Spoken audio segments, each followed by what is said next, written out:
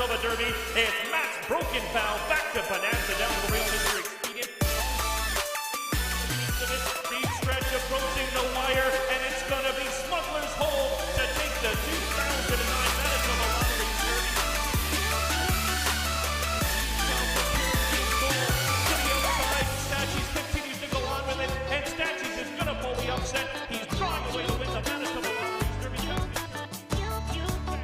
Across the track, deep stretch, Hammer's bullet, big blue caboose. Hammer's bullet, the Canterbury Invader takes the 63rd renewal of the Manitoba Lottery.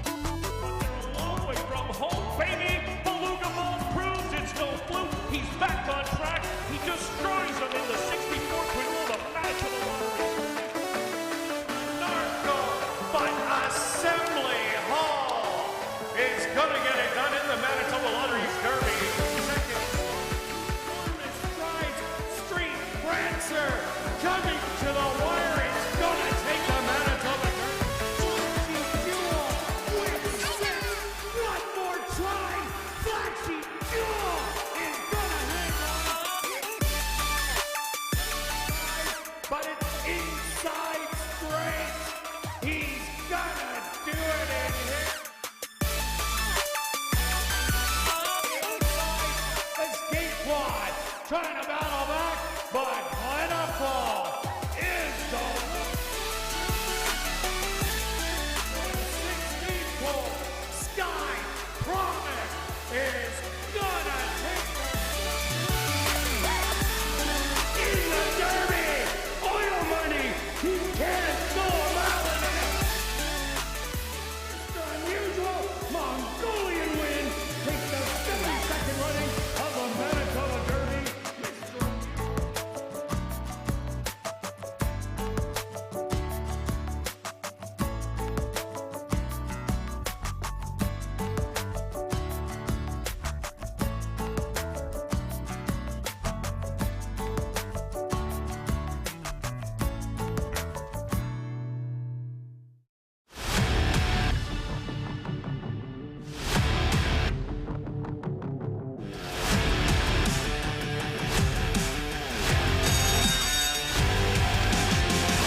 West Princess very far outside. Yeah, baby, she is gonna do it.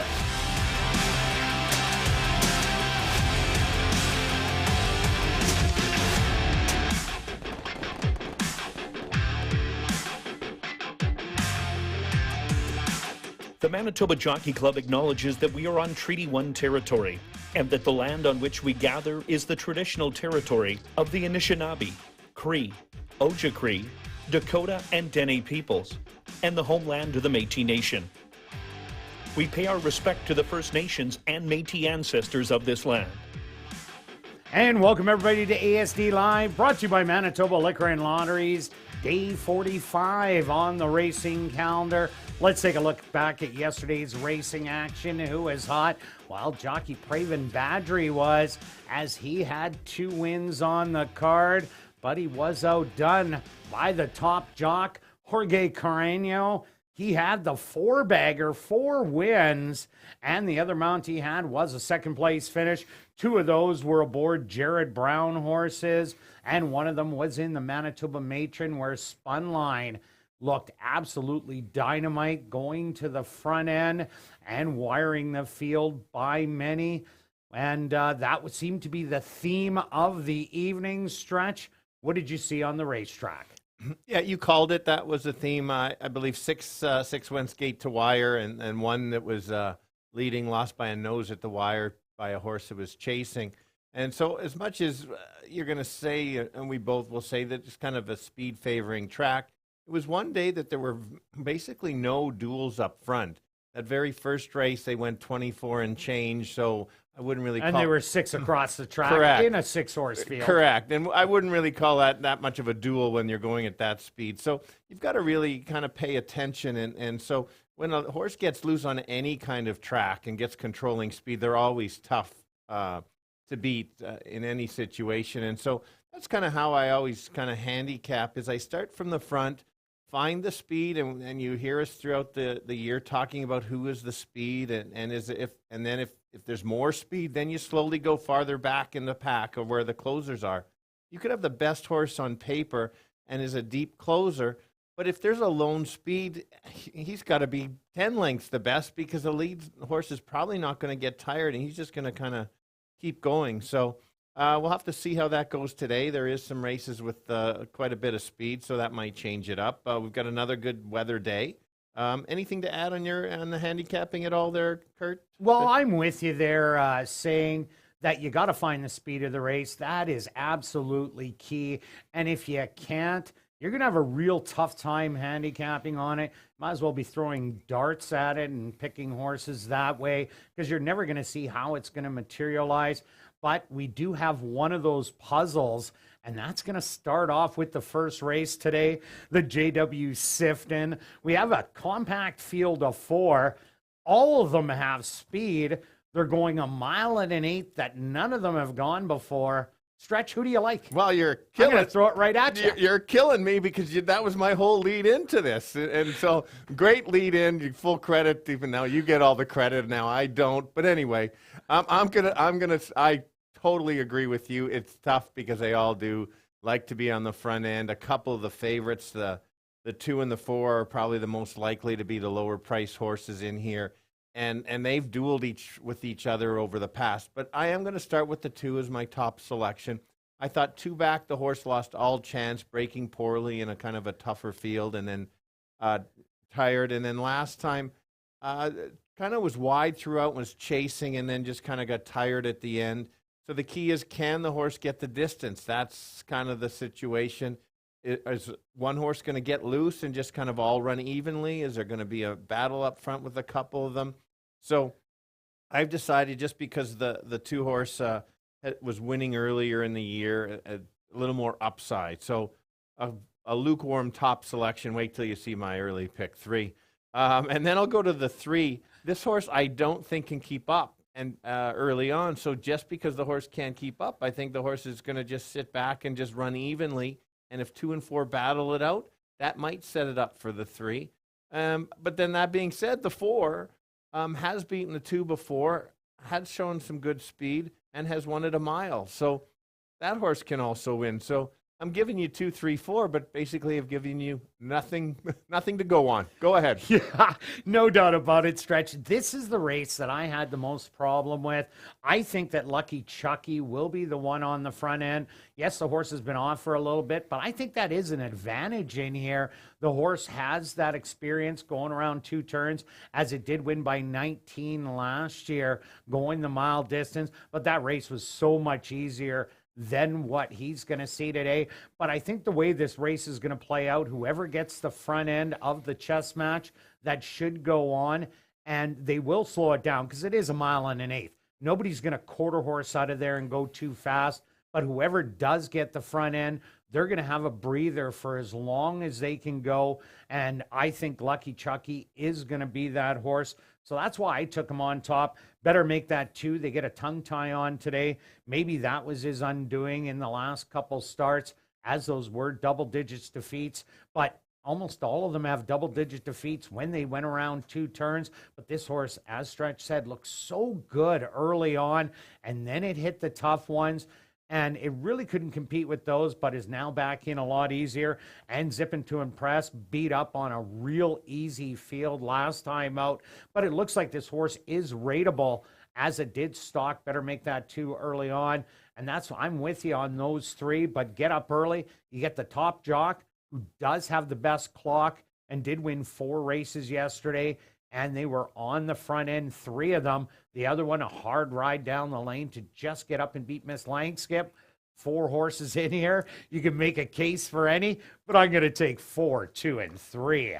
Now we're going to carry on to race number 2, a $2,500 claimer for 3-year-olds and up that are non-winners of the year. They're going to go 5.5 furlongs. Stretch, who do you got? Okay, I actually like a horse in here, and it managed to make your top 3. I went to the 3 Striders Ring. Many reasons. Makes a slight drop, cuts back. I don't think the horse likes going 2 turns. I believe that this horse has the controlling speed if it wants to. It's just that classier speed in here.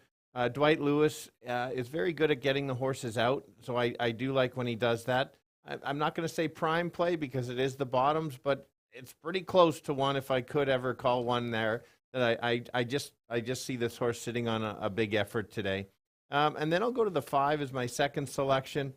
Yes, the horse ran a little flat last time, but 2-back was much better. And I just think with the right trip can kind of get up for second, sitting just behind. And then I'll go to the 6. I used this horse last time. I was a little disappointed the horse battled up front. I'm tired. I like when this horse kind of sits off, can run a little bit better. And if it does sit off, maybe can grab second. But for me, it's 3, and then all the others running for a minor share there. 3, 5, 6. Yeah, I see a lot of speed here. I see Strider's Ring showing speed. I think Hot Rodden, if he comes with any kind of his old speed, he'll be right there. And the 6, Camino de Estrella, is the other speed.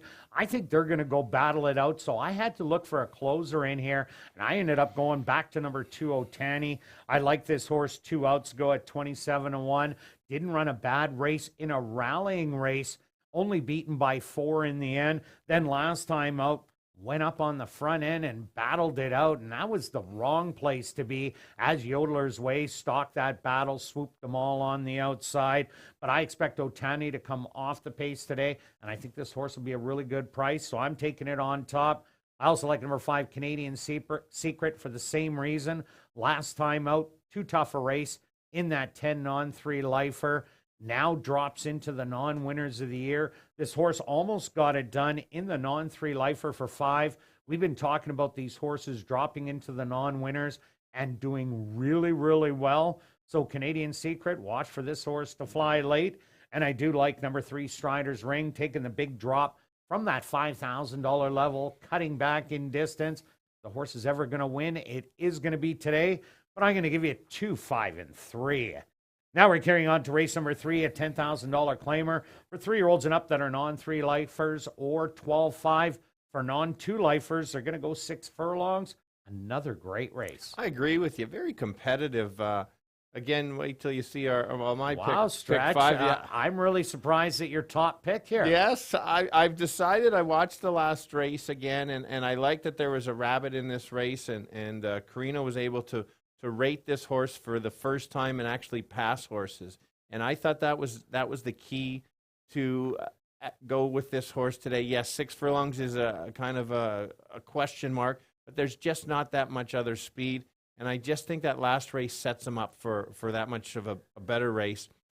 You might be announcing this. The 4-horse had blinkers last time, and I would think be running with blinkers today. I watched the replay. I liked this horse last time, Kitten, and kept the horse focused in the lane. But Kirt can check that. But I do know I will double check. Okay, that. I do know the horse was wearing blinkers because I did watch the replay and kind of talked about why this horse was added. And I thought the horse stayed focused and ran straight down the lane, and watched some of the previous ones and kind of wavered a bit. And gets that extra half furlong, and I think that makes a big difference. So I think the horse certainly can win back to back if those blinkers do make a difference on that. And then we'll go to the 3. Yes, the horse is moving up in class, but I just like how good this horse ran last time. Cuts back, going to get a stalking trip. And at this time of year, you just want the game horses that are running, and conditions are important, or class. But the class isn't as important if a horse is dropping so much farther down and not in good shape. They can be beat. This one's moving up. I think you're going to get a nice payout, so I'll go 6, 4, and 3. Yeah, and myself, I think Harry Keep the Change is the speed of the race. But I went to number 5, Striking Oil. This horse ran lights out 2 outs ago against Not Afraid, who did come back to win its non-4 in the very next start. And that was a really good race by Striking Oil. Was within range, was 7 lengths off it, but made an absolute power move. The leader that day was Harry Keep the Change, who tried to steal it. Not Afraid was the stalker. Striking Oil, it says 7 lengths. I don't think he's going to be that far back today, but throw out that last race. That was a first-level allowance against the absolute monsters compared to these conditioned non-2 and non-3 lifers. So Striking Oil brings that race from 2 outs ago. I think it's the winner. I do like number 4, Kitten. Huge race last time out, getting up to beat Harry Keep the Change, who was my pick that day. But Kitten showed me that he shows determination and he gets back in against the same kind of field, which is always a bonus. Won it as a non-2, back in as a non-3. So I think the horse can move forward. And number 6, Harry, Keep the Change. I do like it, but it's the 6 furlongs that I'm having a tough time with. The horse has run 6 times, 6 furlongs, only 1 third-place finish. Yeah, the track was playing his speed yesterday. He is going to be loose speed, but I'm just saying I don't think he can get the distance, so I'm going to put him in third. I'm going to take 5, 4, and 6. Now we're going to carry on to race number 4, a $10,000 claimer. 4 3 and up maidens. They're going to go 6 furlongs, kicking off $50,000 guaranteed pick 4 wagering. Scratch the 6, which Showtime Stretch? Who do you got? Look at that. We finally agree on the first Yeah. so far. Look at that. Boy, a bunch of boys and 2 girls in here. I do like a horse quite a bit in here. I like the 5. Makes that small drop after running a nice even race against some pretty good horses in there. The figures are solid. I just think that this horse is just that much better. Probably doesn't belong in the maiden special weight, so it's a good move on just dropping the horse a little bit. I also like that there was a nice workout that Jerry got the horse to do that, so maybe made a few more changes. My fair value is about 5 to 2 is what I'm kind of hoping for, maybe even 2 to 1. I think the horse can stalk and take over. So yeah, like I said, top selection there. I did go to the 3 as the next one. Did make a really nice close last time. I actually didn't mind this horse last time at 14 to 1, and it just made that nice big close. And it lost to a horse that came back a 1 again. So you're certainly not going to get 14 to 1. But if the speed does back up, which it potentially could, the horse certainly can be there. And then the 4, you just know what you get. Kind of always tries. I think you're going to get the same kind of results, maybe a 2nd or a 3rd in there. Kind of limited on any more upside, but I'll go 5, 3, 4. Yeah, Stretch. I also like 5, Get Wit Gone. You like this horse off that Derby drop, which was insanely tough. And it ran a nice even race. Jafafa, the horse that ran 2nd, was in allowance non-2 lifer, ended up running 3rd. One Sky in that race, ended up running 4th. So that was kind of a key race, that maiden allowance race with this drop. I think it's a great drop for Get Wit Gone. And that workout, Jerry Gorno doesn't work his horses a lot. So that kind of stands out to me too. So he's my top play. Oh Man, ran huge 3 outs ago. 4th beaten 9 when the horse got absolutely left in the gate. And then last time out, only lost by a half to Wit and Whiskey, a horse that I liked, and came back to run absolutely dynamite again. And Steely Caper is a horse that has a little bit of tactical speed, probably sit right behind the Naked Truth. And I think he'll have the first shot at the head of the lane to have the lead, but then get swooped by the other 2. So I'm also 5, 3, and 4. Now we're going to carry on to race number 5, a $5,000 claimer. For fillies and mares 3 and up that are maidens, are going to go 6 furlongs. Scratch number 7, Wits Queso. Stretch. Different again. I like it. You told me off camera you were taking some shots, and you're taking some shots. So that's more than fair.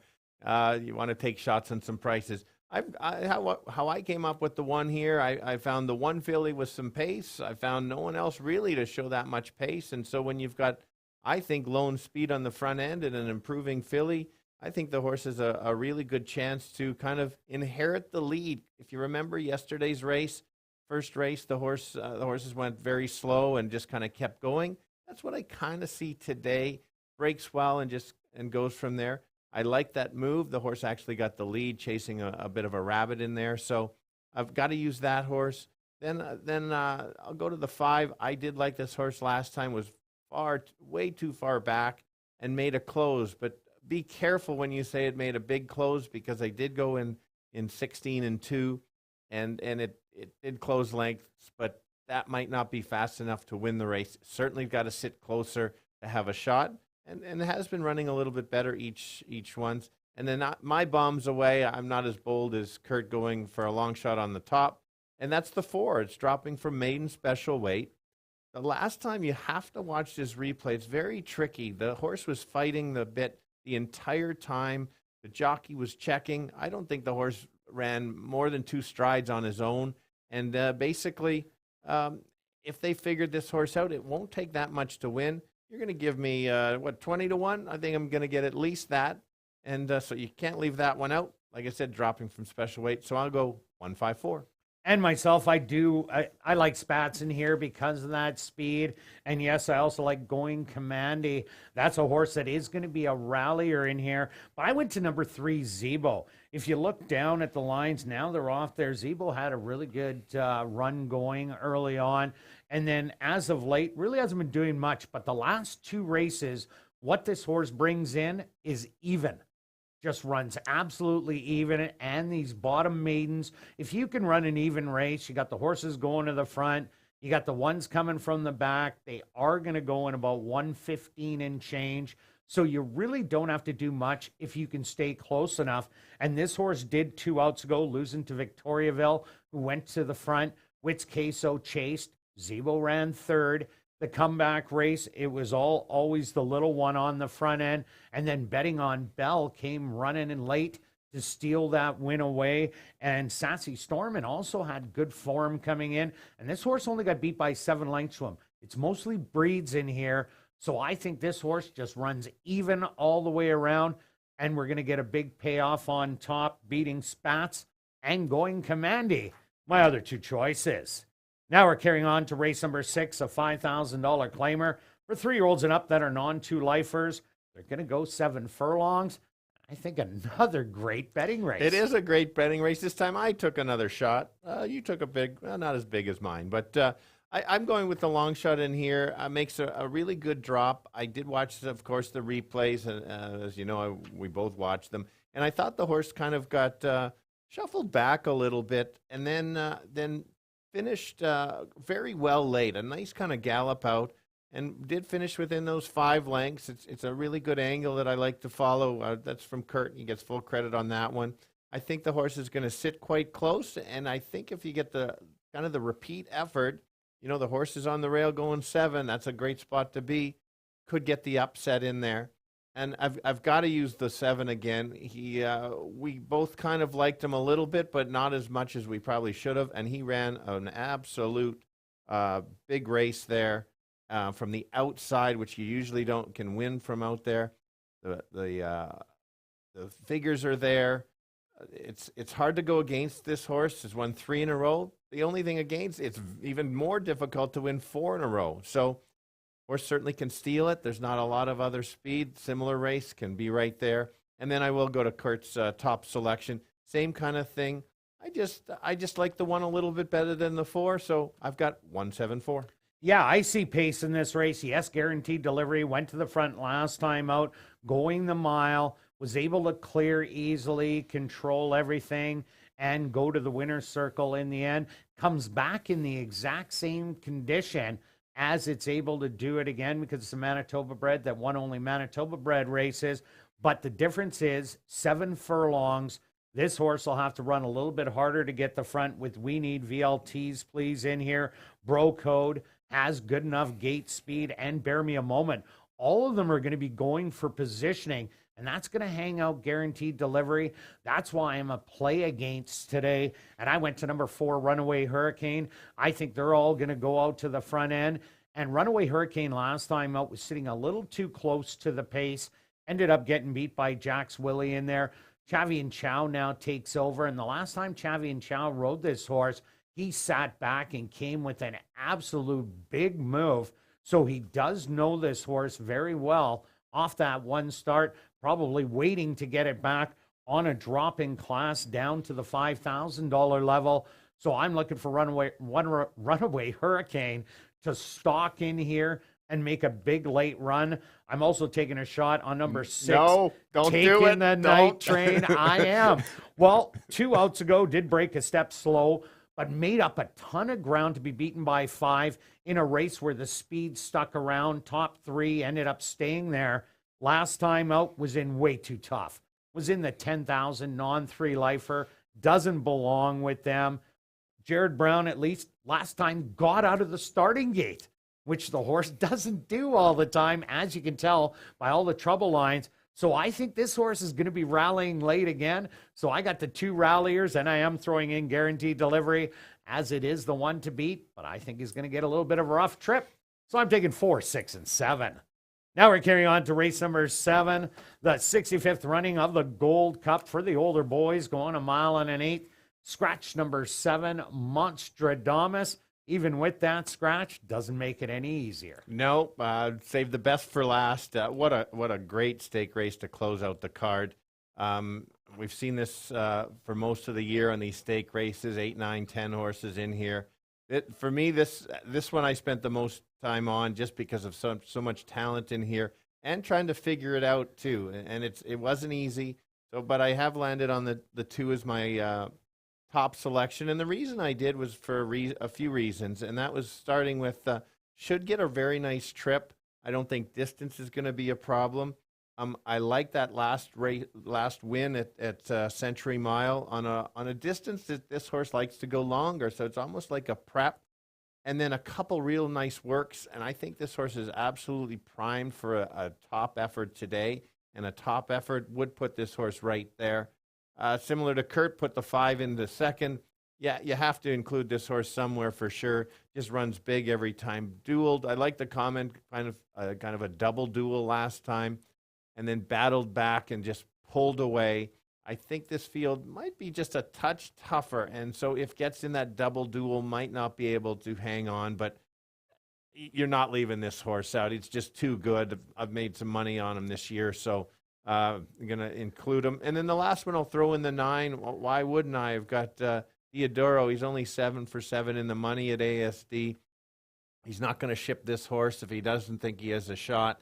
This horse ran great at the Derby. Did run second, but you know how good he must have been coming in. I believe he was coming from Canterbury and was 35 cents on the dollar. Gotten a bit of a duel and then tired late.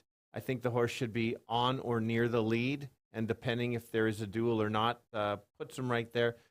Figures are there. My only negative is you compare the 2 to the 9. Is the 9 has only 1 win and the 2 has 15 wins. That's big for me. That's why I couldn't move them up any farther. 259 in a great race. Yeah, just talking about that, there isn't much of a money difference. So the horse with 15 wins, almost 200,000. 1 win for Myopic. $113,000 in earnings. So who's been running against the tougher stuff? I think Myopic. But I ended up going to number 6, Quinto Sol. This is an interesting horse in here with tactical speed. I think it's that time as the 5 is going to the lead. And Quinto Sol won't be too far away. Enrique Gonzalez has been riding lights out in Alberta. The only thing he doesn't know is our racetrack very well, but he can figure it out with the horse as he's going around the track. He won't have to be weaving in and out. He knows who to follow in the race and who to kind of have the sights on. And I think this horse will stalk It's That Time. It's That Time actually got passed late down the lane by Monstradamus and then battled back to get that win. That was a gutsy effort by It's That Time. So I like both of these, as I think the speed will carry around the racetrack. And I do like number 9, Myopic. They take the blinkers off today, trying something a little bit different. Here's a horse that'll be sitting mid-pack and making a charge at those leaders, hitting some tough fields down in Canterbury on the turf and on the dirt. So I think that Robertino will have this horse ready to go. The workouts say so coming into the race. So I'm taking that for third. I'm 6, 5, and 9. Good luck with all your wagers this evening, and I'll be right back with the changes on this evening's Carter Racing.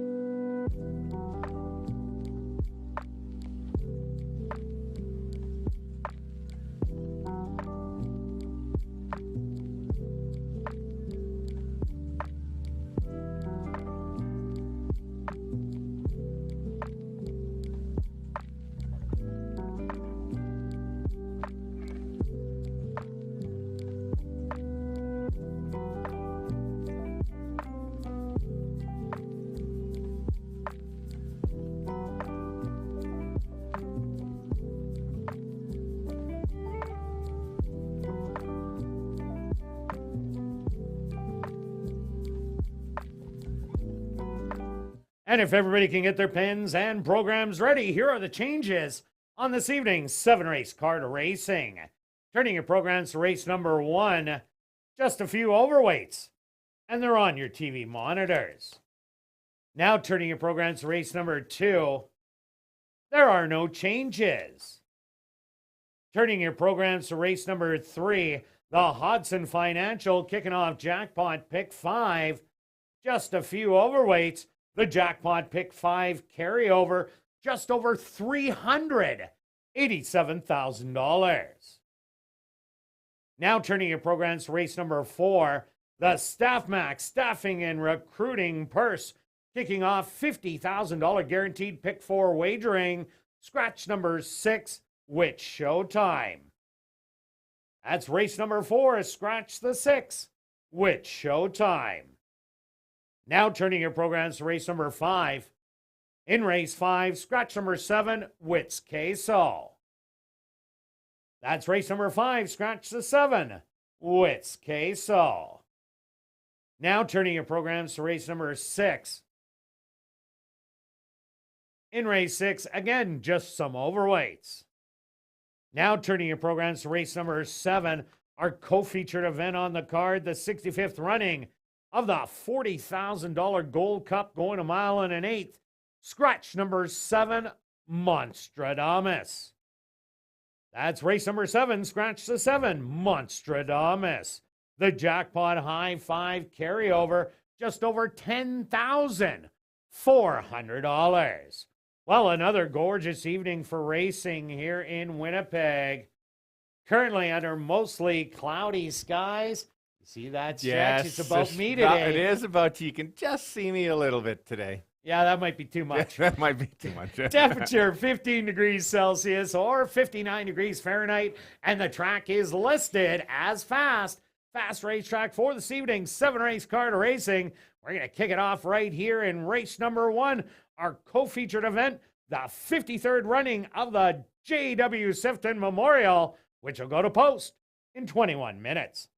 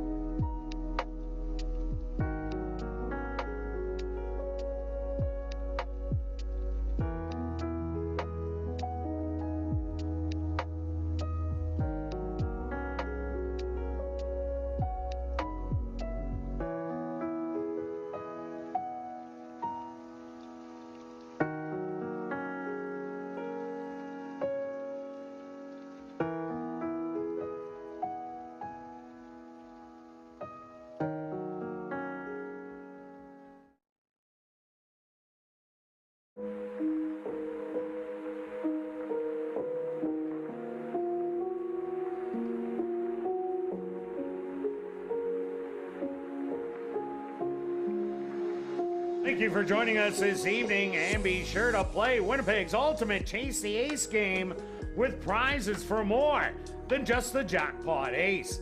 Tickets for Chase the Ace are $5 and available in the lobby until 9 p.m. The draw takes place at about 9:30, and the current jackpot is just over $6,400. Now on to racing. If you're new to racing, make sure to stop by and see Brad and Matt at the Fan Education Center located on the main floor. Also, that's a place to open a free betting account at hpibet.com to bet on the races on your phone. That's right, on your phone or computer. And what's more, if you bet 100, you get 100. Some conditions do apply.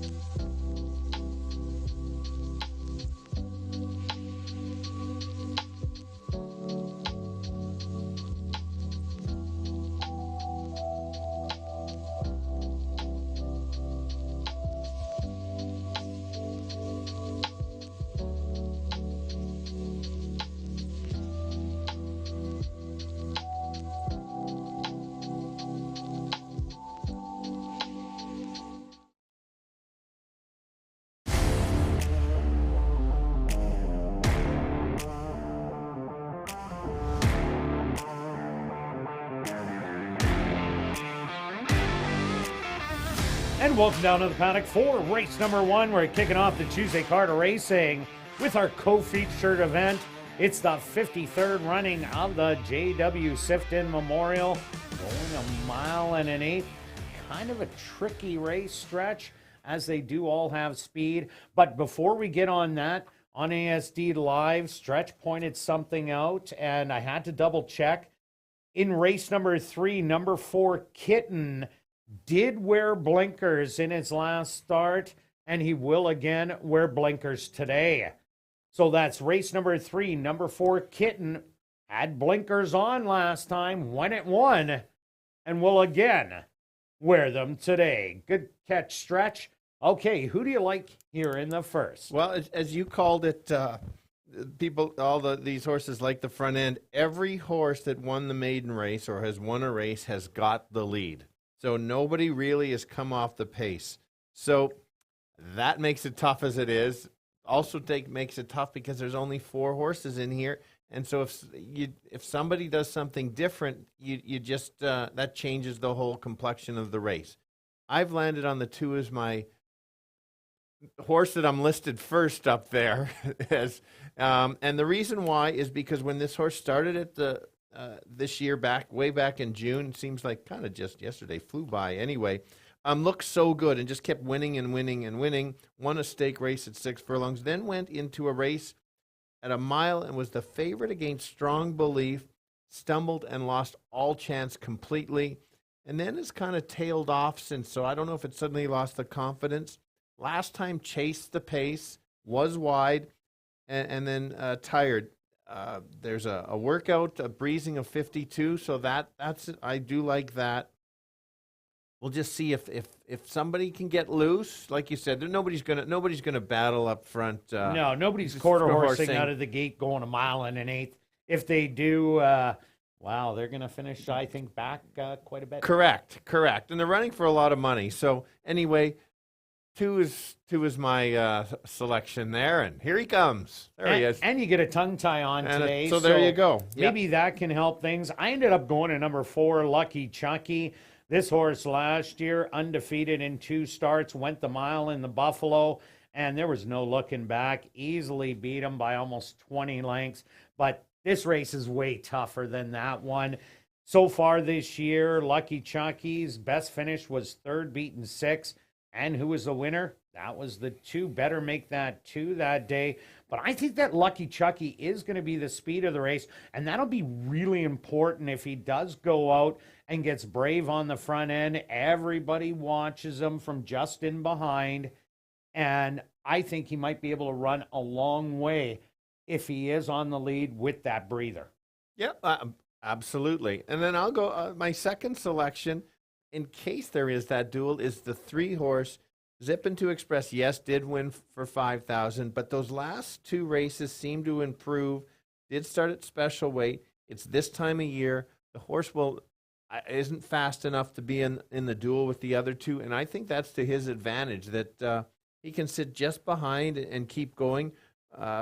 Breeding says the horse can go the distance. There's a few of them. You can see the numbers there that can handle it. So that's my kind of split the favorites right in the middle. Yeah, it does have to go an extra 3 furlongs, though. It only's gone 6. And number 1, Get Up Early, was a winner 2 outs ago for the 10,000 maidens, and then came back in the Phil Kivas against McKeag, Perciability, and Crown Royal. Those ones were just way too tough, but it did end up getting experience in there. Jockey Jorge Carreño, he did have 4 wins yesterday. So Get Up Early. It's going to be interesting where he might try and get into it here. But Carreño did win most of his races, 3 out of the 4 of them on the front end, the other one stalking. Maybe Jockey Jorge Carreño is going to go to the front and try and lull him to sleep. It's possible. You did make a good point the other day that he won't get involved in a duel, and he likes to sit back, and you called it really well on one of the races in there. Miss Lang skip race. Yeah, exactly. So it's going to be a fun race to watch. It's going to be a fun race to figure out where everybody's going to be. because obviously they're not going to tell the other trainer or jockey what their plan is. So, and you know what? Once the gates open, they can have a plan, and then all of a sudden it goes to plan B, C, or D. All right, let's go to our wagers here in race number 1. Stretch. Huh. yes, All right. I'm really Yeah, I'm confident. confident too. Yes, this explains it for everybody out there. We're putting picks up, but clearly, well, anyway. I've got a key that I like in the second race, taking a shot there and taking a bunch in the last. Kirt's got a key in the last. So my $2 pick 3 ticket is all with 3 with 1, 4, 5, 6. That total is 32. You can play it for $1. That makes it 16. And me, I'm easing into it today. I'm taking all in the first leg also, but then I'm taking 1, 2, 5, and 6. I think I can get a bomber in that middle leg, and I'm keying the 5 in the last leg for $16. Good luck with all your wagers here in race number 1, and we'll see you back for race 2.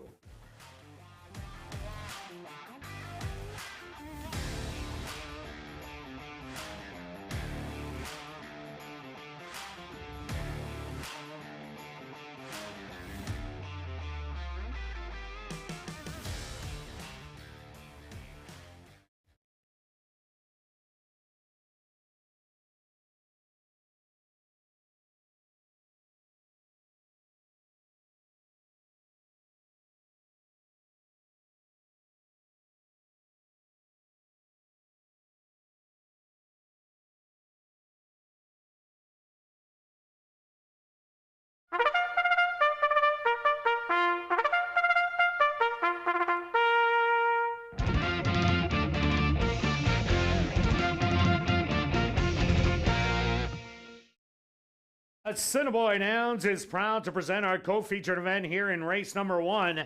It's the 53rd running of the J.W. Sifton Memorial. They're going to go 1 mile and an eighth for $40,000.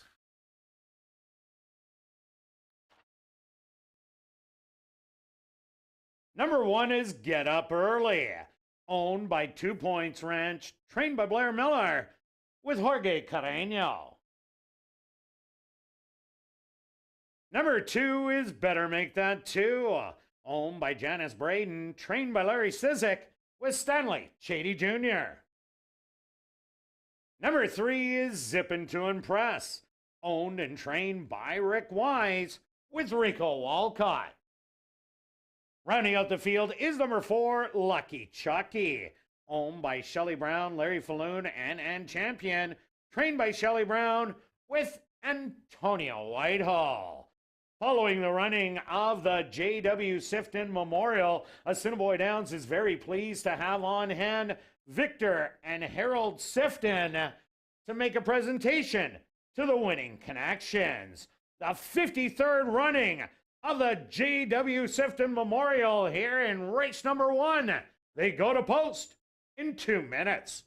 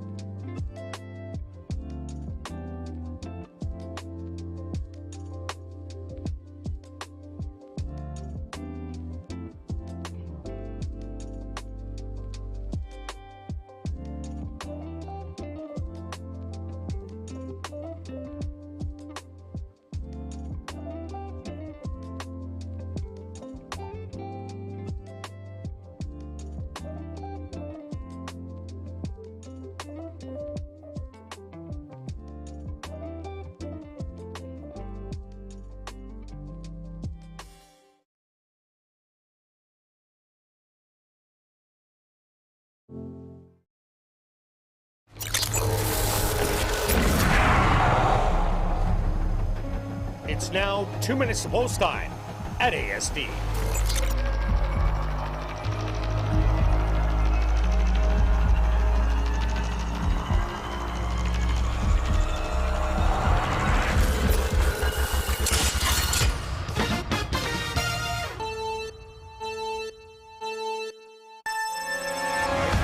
Four Manitoba-bred 3-year-olds battling it out, going 1 1/8 miles. That's not easy to do. None of the horses have gone this distance. You can see the betting public isn't sure about who they're selecting. Neither am I. But let's start with the 2. Better Make It 2 had won 3 in a row, trouble trip, and then the last time didn't have a great effort. Gets a workout. I think that if this horse can get back to his race when he was 3 for 3, going to be tough. My current favorite is Zip Into Express. Could just sit just behind and take over if there's a battle, but it is wide open. Here's 2, 3, 4. Yes, Rich, I'm with you on the wide open race. I went to number 4, Lucky Chucky. Has one going a mile last year in the Buffalo as a 2-year-old and has battled on the front end a couple of times with the 2 horse Better Make That 2. But I think this horse just might clear and make the front end. And if anybody does do that, I think they're going to be tough to be able to catch him. But I do like the 2 Better Make That 2 for second. I'm going to give you 4-2. Good luck here in race number 1.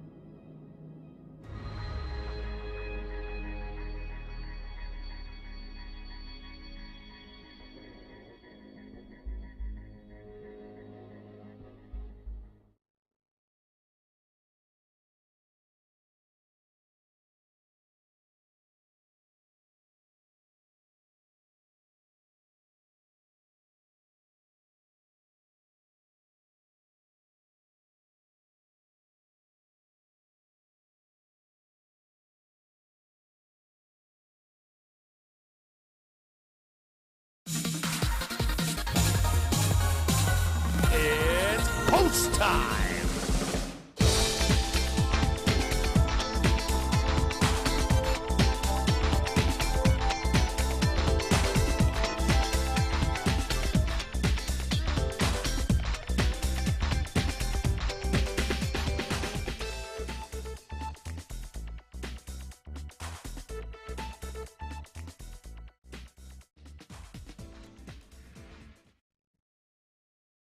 The front gates are open for number 4, Lucky Chucky, who is going to lead the 3-year-old Manitoba foals into the starting gate.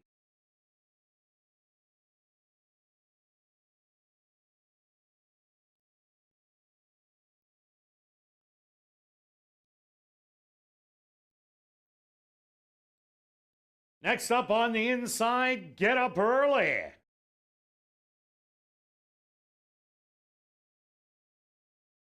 Just 2 left to load.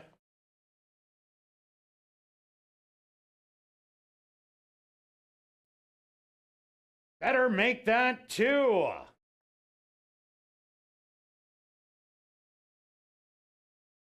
Now just waiting on Zippin' to Impress.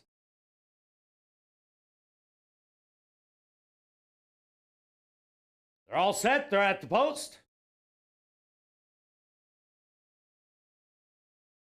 And they're off in the 53rd running of the J.W. Sifton Memorial.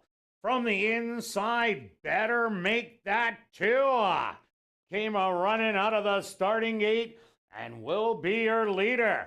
By a length and a half on the outside, Lucky Chucky. Running rank early. That's Zippin' to Impress, settling back in third. And Get Up Early will be the early trailer. 5 lengths off it. They pass the grandstand for the first time and Better Make That 2. That's the opening quarter. Well, that was a little quick, 21-4 and about 23. And still has that lead. Antonio Whitehall puts Lucky Chucky right on the flank. I Better Make That 2. Zippin' to Impress. Well harnessed by Rico Walcott in third. And the trailer will be Get Up Early, who's watching that early action. The battle up front, Better Make That 2, now looked in the eye by Lucky Chucky. And they put 4 lengths ahead of Zippin' to Impress. And Get Up Early is still about 6 off of it. 3/4, 13-3. Lucky Chucky now goes by a neck, fighting back on the inside. Better Make That 2. A gap of 8 lengths back to Zippin' to Impress. And Get Up Early, the trailer. They hit the head of the lane. On the inside, Better Make That 2. On the outside, Lucky Chucky has the best stride, going light, but not giving up. Better Make That 2. Lucky Chucky at the 16th pole is gonna get there from here. Lucky Chucky takes the 53rd running of the J.W. Sifton Memorial. Second goes to Better Make That 2. Third to Get Up Early, and fourth to Zippin' to Impress.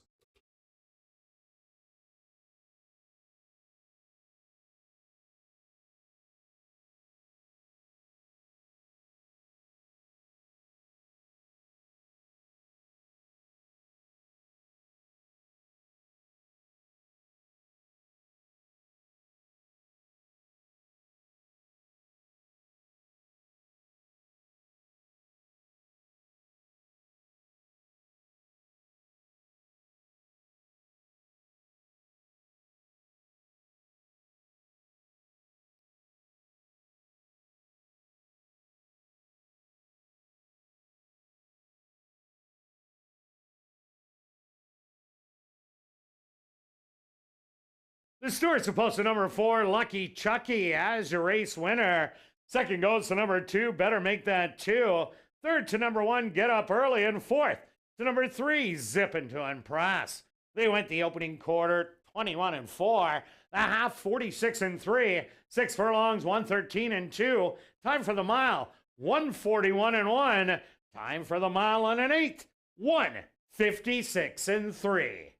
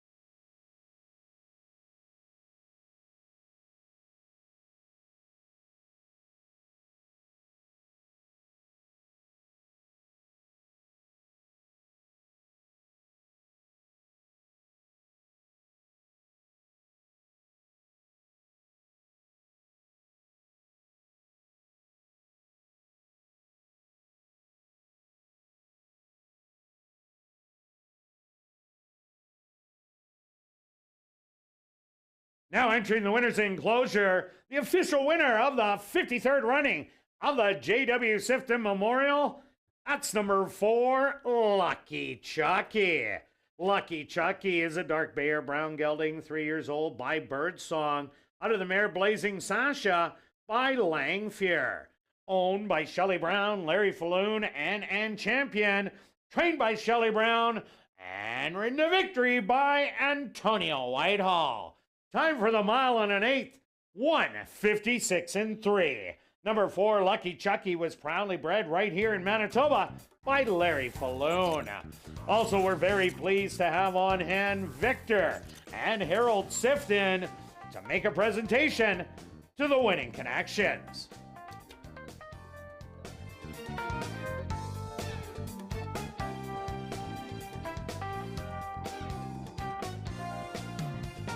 Race 1 is official in the upcoming second race. There are no changes. Kicking off another pick 3 here in race number 2. And as I mentioned earlier, ladies and gentlemen, this is your ultimate Chase the Ace place, which does raise money for the Final Furlong organization that helps find good homes for retired racehorses. You can not only win the jackpot by picking the Ace of Diamonds, but you'll win $100 if you pick either Joker and are guaranteed $25 for any other card. Tickets are $5 each and available in the lobby. And take note that Final Furlong coffee mugs are also available for a minimum $10 donation at guest services.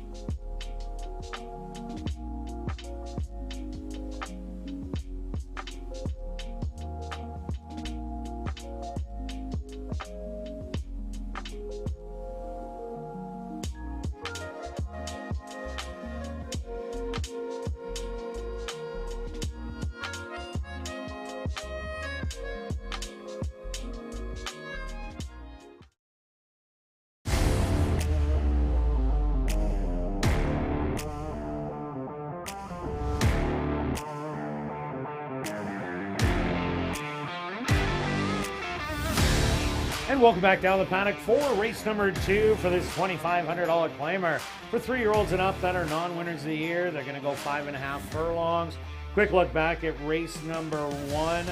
Lucky Chucky was able to get there in the end, but better make that 2. Ran a great race. A bit of a cat and mouse in the sense of Lucky Chucky. Antonio was on the 4, right? And he just kind of sat, knew he couldn't possibly get in a duel, and just kind of waited, and then a nice battle down the stretch and on the turn. A real good ride or a real good race to kick off the day in a 4-horse field, and it's a smart ride. You knew better make it 2, had to go to the lead. Well, that was the instructions because he was the only one pushing out of the gate, and Antonio just sat there right until the head of the lane. I think that was the best thing to do on these horses untested at the distance. Absolutely. Here we go. Moving on to race number 2. Doesn't get any easier. No, but I do like a horse in here. I thought I'd got, well, it's never easy.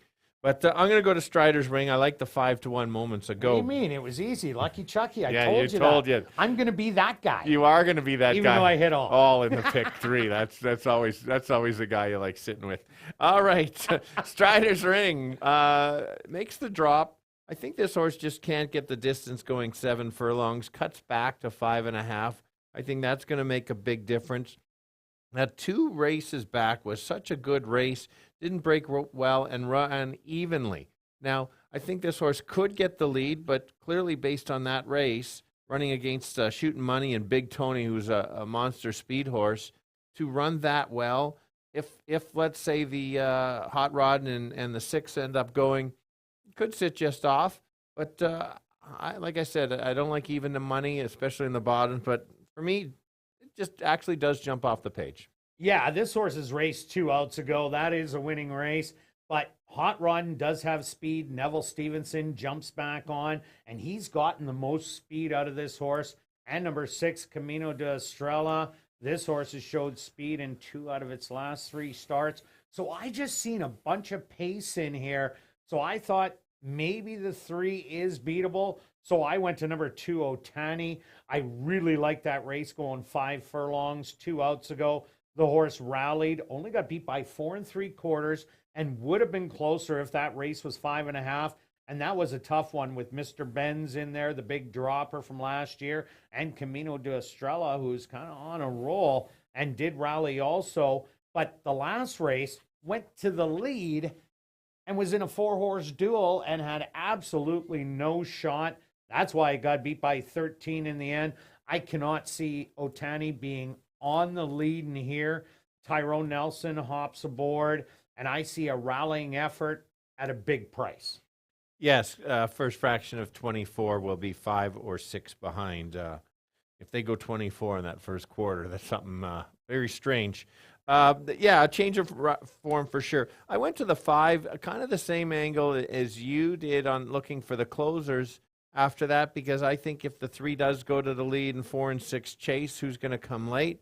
And that'll be Canadian Secret. We've talked about the non-3 dropping into the non-winners races, and I just think that 2 and 3 back were nice races in there, and puts this horse right in the mix to come close late. The figures are there, and 4 of 8 in the money. And we were talking about hot jockeys, little betting tips. The guy that wins the stake race, he's on a high, and who's that? Antonio Whitehall, again for Shelley Brown. This horse will also have to be looking for that pace battle up front, as it has no early speed. And I think Canadian Secret, I like it also to do a big late rally. Had no chance against the 10 non-3 lifers. This 25 non-winners of the year, so much easier than that last race. Another horse to look at, number 1, Will Knows. Well, 3 outs ago, this horse did run a good race against Contraband and Freudian Sip. Then came back with a little flat effort, but Wits Coco was the winner there. And last time out, didn't even show up to the races, as Danza Rebel and Laughing Latinos, the 1st and 3rd place finishers, did come back to win. But Will Knows has some races at fairgrounds that fit really well. Even that Delta race, going 5 furlongs, where the horse stalked and ended up getting up in the end. If it can somehow find one of those races, that's why I threw this horse in my pick 3s. I'm seeing pace battle. I'm taking all closers. So Will Knows, watch out. Yeah, and that's the type of we're at the bottoms, non-winners. The horse are off a couple from their consistency doesn't last that long. So yeah, that's a good way to play a long shot. And it's how you feel that day. Yeah, for sure. Obviously, these horses have some bit of soreness running for this level. Hot Rod, and we've got to talk about. hasn't been himself this year. Can show speed. The last 2 races hopped out of the gate, and for him, that's not good because he's certainly not a closer. He shows speed. If he does ever get back to his form, even from last year, he could be tough and could clear. So you certainly got to watch out for him. If he breaks, we'll see if he's still interested in racing. No doubt about it. All right, let's go to our wagers here in race number 2, Stretch. What do you got? Okay, so yeah, not Putting it all on the line. Not quite prime, as mentioned. That's the rule on these non-winners, but 40 win 3. And I'm going after another pick 3. I'm taking the 1, 2, 5 in here, all the closers. Then I'm hitting the all button in race number 3 and rounding it out with just the 5. One of my strong plays of the day, Get Wit Gone in race number 4. That's going to cost $18. Good luck with all your wagers here in race number 2, and we'll see you back for race 3, kicking off Jackpot Pick 5 wagering.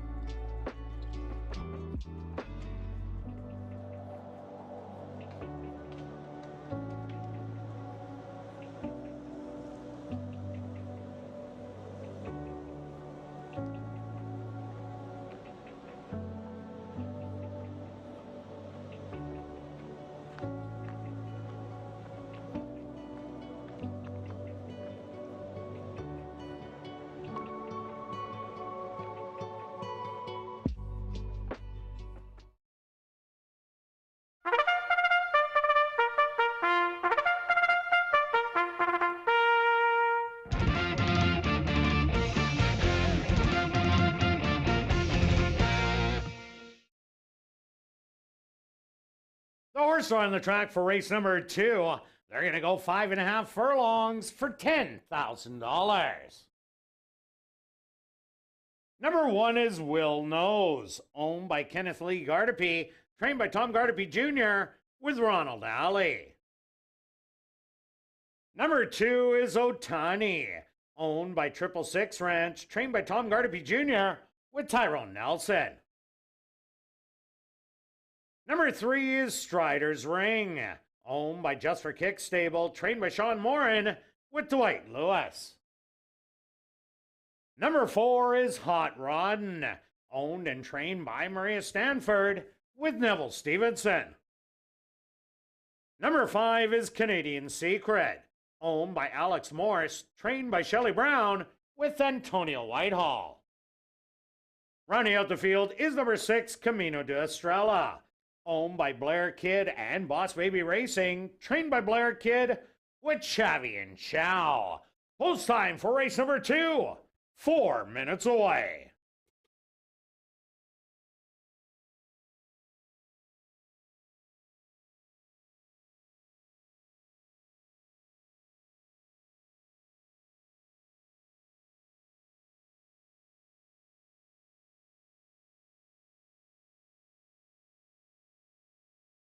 And ladies and gentlemen, as this is race number 2, we have the HPPA Manitoba Best Turned Out Horse, and that's number 3, Strider's Ring. Number 3, Strider's Ring, the HPPA Manitoba Best Turned Out Horse, here in race number 2.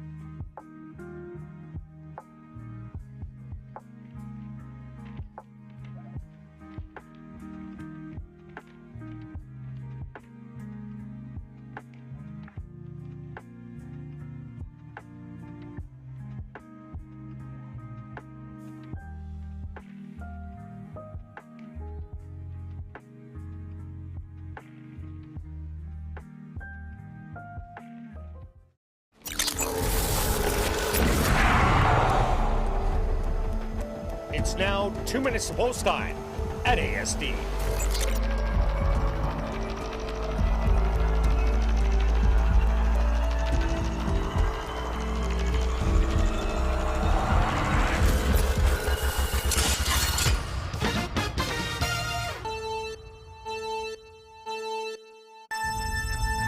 All right, the boys going 5.5 furlongs. It's non-winners of the year. It's always a little risky here to try to be consistent on a horse, but I found the 3 horses potential controlling speed or being right near the lead. Drops from the 5,000, which is much tougher than these. Runs back to the race 2 back will be extremely tough to beat. That's the horse that I think is running for first. The rest are running for second. Others to look at will be the 5. He'll be closing late, and the 6 might be the one chasing. So I'll give you 3, 5, and 6. Yeah, Stretch, I see this a little bit different. I see the 3 battling on the front end with the 4 and the 6 setting it up for the closers. So I went to number 2, Otani. 2 outs ago, ran a really good race, beaten by 4. Last time out was in the duel on the front end. I don't expect that to happen, so I expect it to come off the pace today. Also, number 5, Canadian Secret, is a big drop and also an off-the-pace runner, so I'm going to give you 2 and 5. Good luck here in race number 2.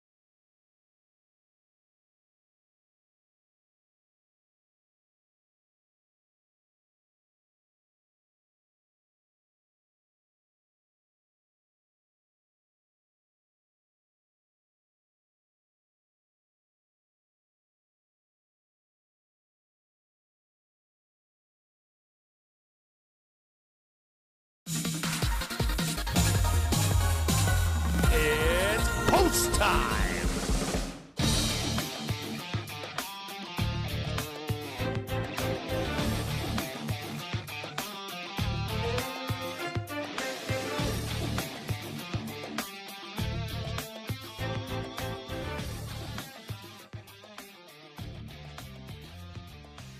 Will knows the first one to enter the starting gate.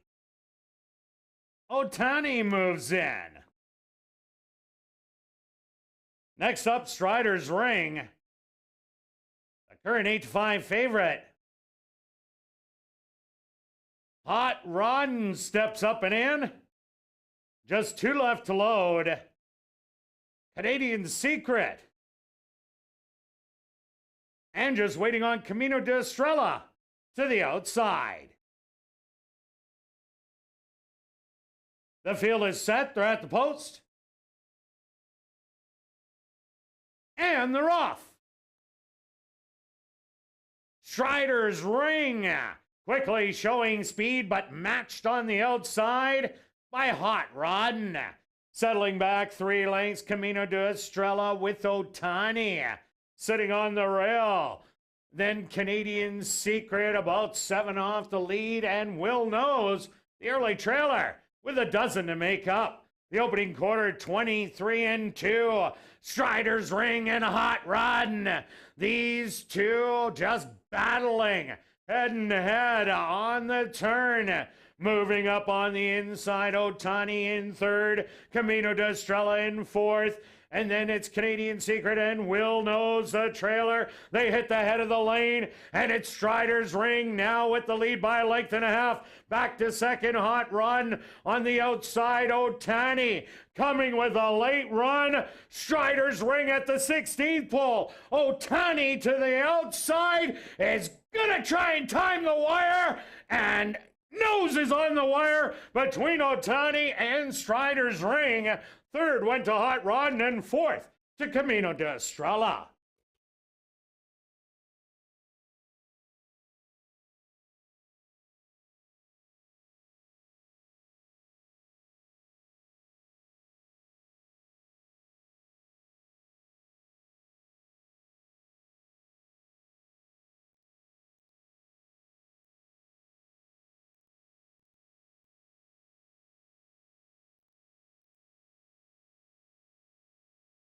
The stewards have requested a photograph to determine the winning horse. They went the opening quarter 23-2, the half 47-2.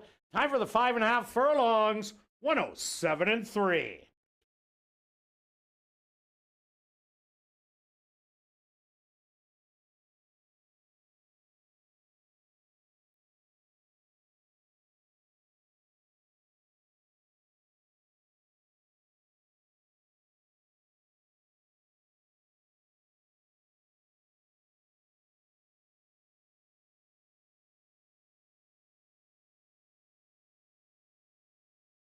The winner's number 2, Otani. Second goes to number 3, Strider's Ring. Third to number 4, Hot Rod. And fourth to number 6, Camino de Estrella.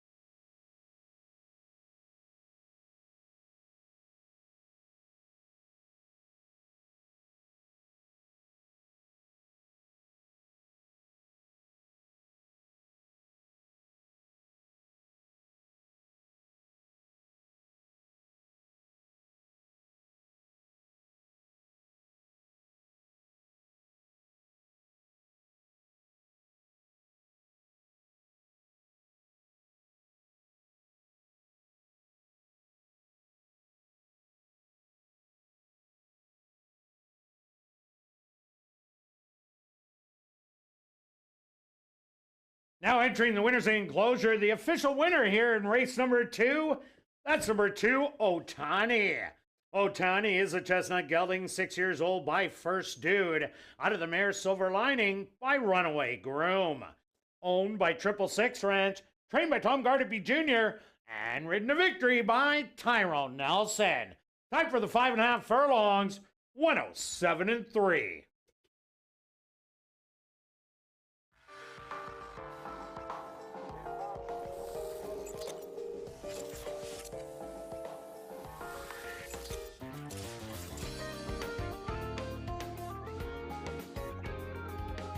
Race 2 is official in the upcoming third race. The Hudson Financial.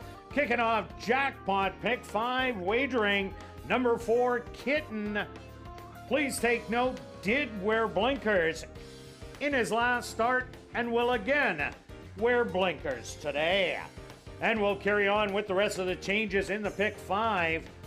Turning your program to race number 4, scratch number 6 with Showtime. That's race number 4, scratch the 6 with Showtime. Turning your programs to race number 5, scratch number 7 with Queso. That's race number 5, scratch the 7 with Queso. Turning your programs to race number 7, scratch number 7, Monstradamus. That's race number 7, scratch the 7, Monstradamus. Jackpot pick 5 wagering, the carryover, just over $387,000. They go to post in 22 minutes.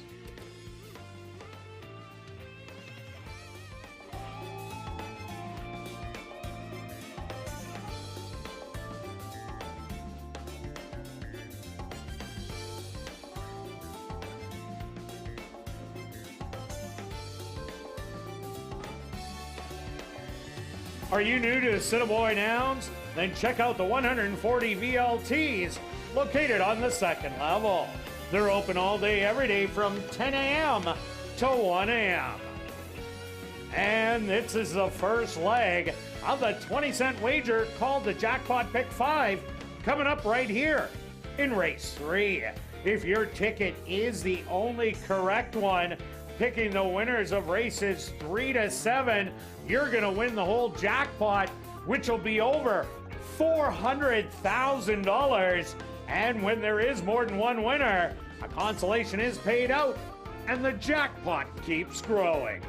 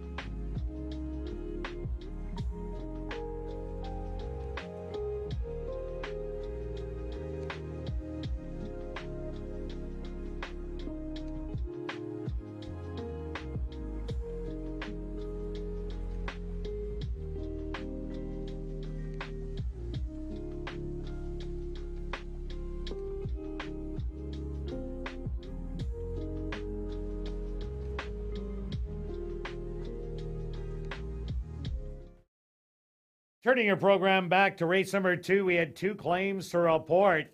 Claim for $2,500 was number 3, Strider's Ring, claimed by Elton Dickey, owner-trainer. Also claimed for $2,500, number 5, Canadian Secret, claimed by Lee Delaron, owner-trainer.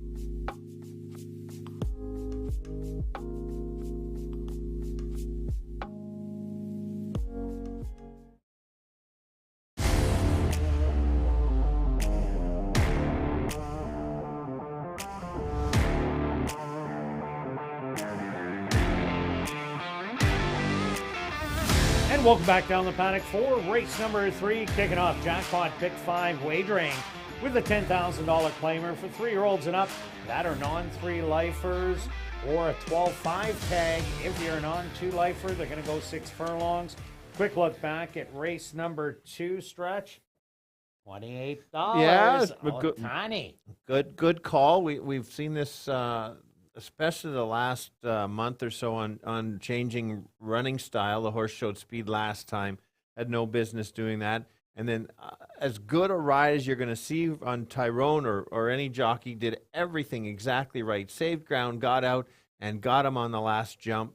So full credit to the jockey. That's one of those, you got it. That's how close it is from the winning and losing, and nice price for sure. A bit of an overlay, too. Yeah, so. Usually I bet daily doubles and I would have cashed, but just pick 3s for me today.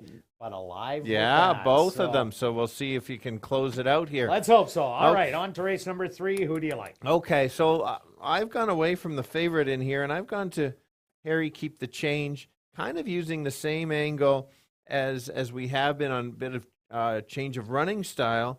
Last time there was a horse that went for about 2 furlongs as fast and as short as they went.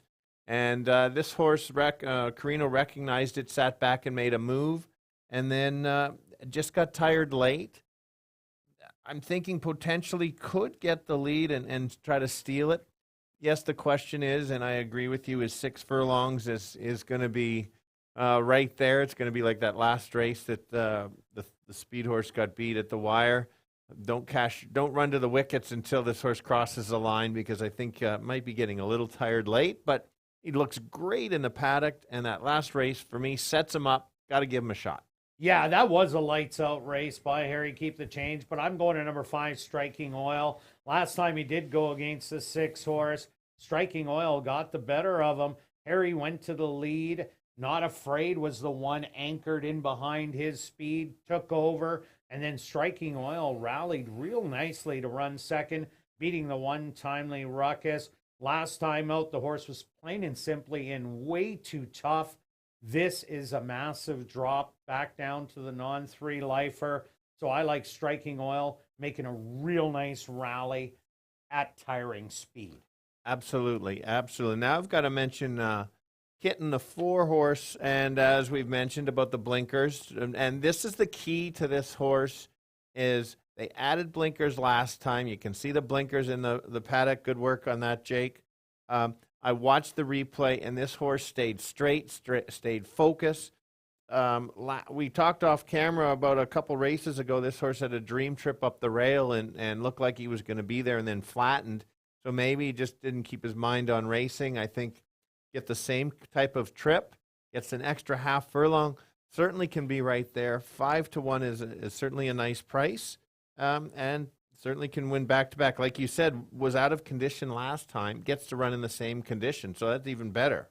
So Yeah, I think this horse will even improve with the extra added distance. Another horse to look at, number 2, Uncle Mo's Cat, taking all the money right now at 8-5. Uncle Mo's Cat seemed like it was a road horse when it came from Oaklawn. First time out, went 5 furlongs, and that was a real tough race. Got beat by 6 in the end, was knocking on the door for a win. Got beat by Monstradamus and Himmelstein. Both of those were wire-to-wire winners, but kind of regressed after that, beaten by 6, running 6, and 8th beaten 17. The class relief, yes, it could help in here, but I don't think Uncle Mo's Cat won't be anywhere near the front end, and that just might be tough rallying from way out of it. yeah, I didn't like. I've liked this horse before. I didn't like 2 back. I gave him. I thought he's running well. That last race kind of worries me a bit.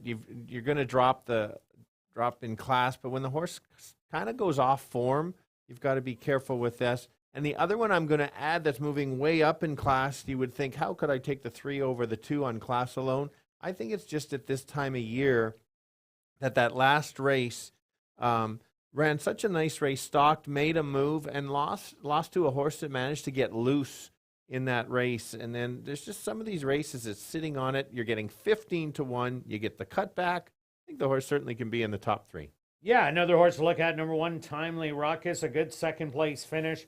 Last time out against Perceability when they went 7 furlongs. The time before didn't run a bad race at all. 4th beaten 2, but did get beat by the 4 Kitten and the 6 Harry Keep the Change. I think was just a little too far back there. Antonio Whitehall does jump aboard.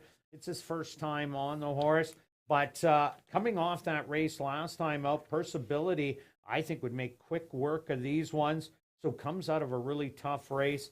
So you're getting value right now at 5-1. For sure. We basically talked about every horse, and I think they all kind of have a shot. I wonder why I took all in this leg. Exactly. All right. Let's go to our wagers here in race number 3. Pick 5 times stretch. Start it off. Speaking of all. All right. Okay, it's that tough. I'm trying to beat the favorite in here, but there's many angles here, so look for some value. I've got all in the race 3, and then I've got 3, 4, and 5 in race 4, with 1, 4, and 5, and then 1 and 7 in the 6th race. And to close it out, I'm just going to use 2 and 5. And myself, I'm going to try and get to the last race. I'm taking 4 and 5 in here. Then I'm taking 3 and 5 in race number 4. Race 5, the 1, 3, 5, and 6. Then the 4, 6, and 7 in race 6. And rounding it out with 5 horses in the Gold Cup. 2, 4, 5, 6, and 9. That ticket, $48. Good luck with all your wagers here in race 3, and we'll see you back for race 4, kicking off $50,000 guaranteed Pick 4 wagering.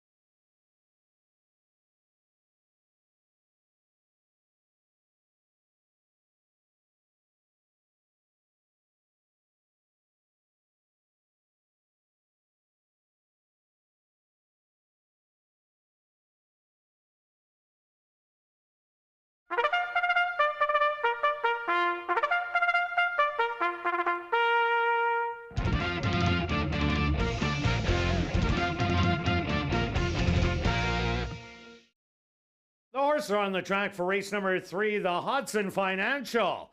They're going to go 6 furlongs for $13,700. Number 1 is Timely Ruckus, owned by Osland Bell and Shelley Brown, trained by Shelley Brown with Antonio Whitehall. Number 2 is Uncle Moe's Cat, owned by Murray Duncan and the estate of Gerald B. Stewart, trained by Murray Duncan with Tyrone Nelson. Number 3 is Bodymore Heath, owned by Marvin and Deb Buffalo, trained by Marvin Buffalo with Ronaldo Cumberbatch. Number 4 is Kitten, owned by Shelley Brown, the estate of Harvey Warner, Gene McEwen, Steve Holborn, B&J Stable, and Osland Bell, trained by Shelley Brown with Chavi and Chow. Number 5 is Striking Oil, owned by Henry Wood Jr., trained by Jerry Gorno with Praven Badri. Rounding out the field is number 6, Harry Keep the Change, owned and trained by Jared Brown with Jorge Carreño. The Hudson Financial kicking off jackpot pick 5 wagering. They'll go to post in 4 minutes.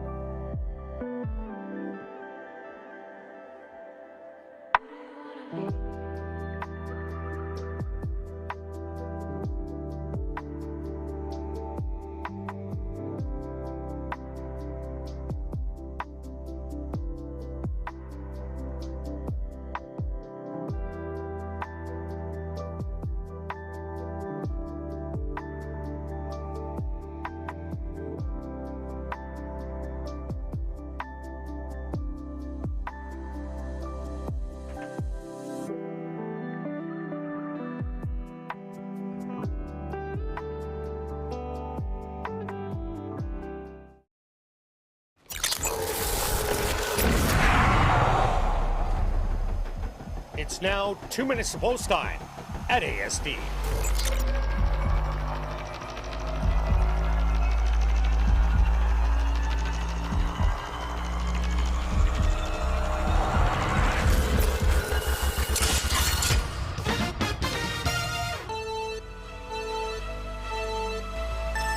All right, here we go. The boys going 6 furlongs, and what a great race to kick off the pick 5 here.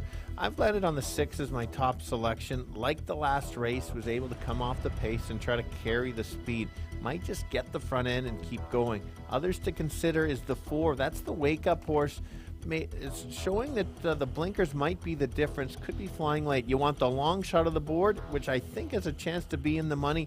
That's the 3. Cutting back from a mile, going into 6. Flying late at 15 to 1, worth a shot. 6-4-3. Yeah, Stretch, no doubt that the 6 will be on the front end. Harry Keep the Change, but I like number 5, Striking Oil. Did beat the 6 2 ounces ago when they did go 6 furlongs. And look, Dynamite doing it. Early on, had to run against the undefeated Brody Streak and wasn't disgraced in there. That last race was just way too tough. So I'm taking Striking Oil on top. I also like number 4, Kitten. What a great race last time out. A duplicate effort. Definitely huge win potential. I'm going to give you 5 and 4. Good luck here in race 3.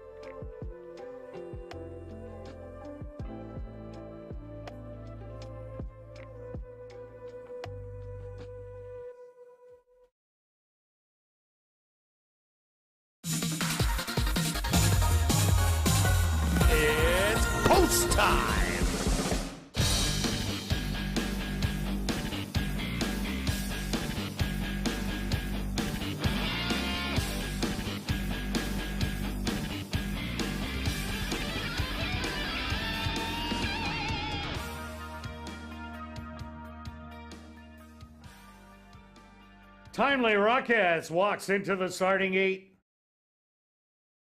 Uncle Mo's Cat is next.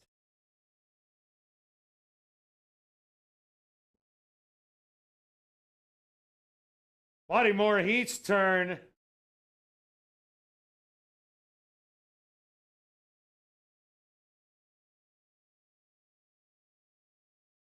Kitten now steps up and in.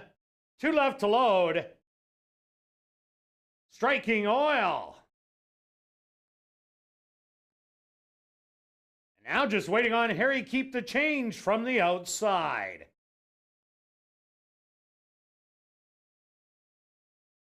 The field is set. They're at the post.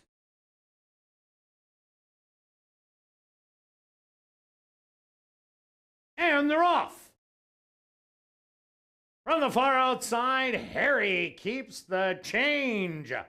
Jets out to the early lead. On the inside, Bodymore Heat shows speed. And also on the rail, Uncle Mo's Cat. 3 wide now, Harry Keep the Change sitting right behind them. Kitten, Striking Oil in striking distance. Only 2.5 off it, and in the early trailer will be Timely Ruckus. The opening quarter, 24 seconds. Harry Keep the Change with a slight lead on the outside. Now getting up by a length. To the inside, Uncle Mo's Cat making a move. 3 wide is Kitten. Rallying from the back of the field, Timely Ruckus. The half 47-1. They hit the head of the lane. It's Harry Keep the Change with the lead now by 3. Trying to battle back Uncle Mo's Cat. Timely Ruckus coming with a big run on the outside. Harry Keep the Change at the 16th pole. Timely Ruckus trying to go by. These two going to the wire, and it looks like Harry Keep the Change just over Timely Ruckus, but there will be a photograph and close for third between Uncle Mo's Cat and Kitten.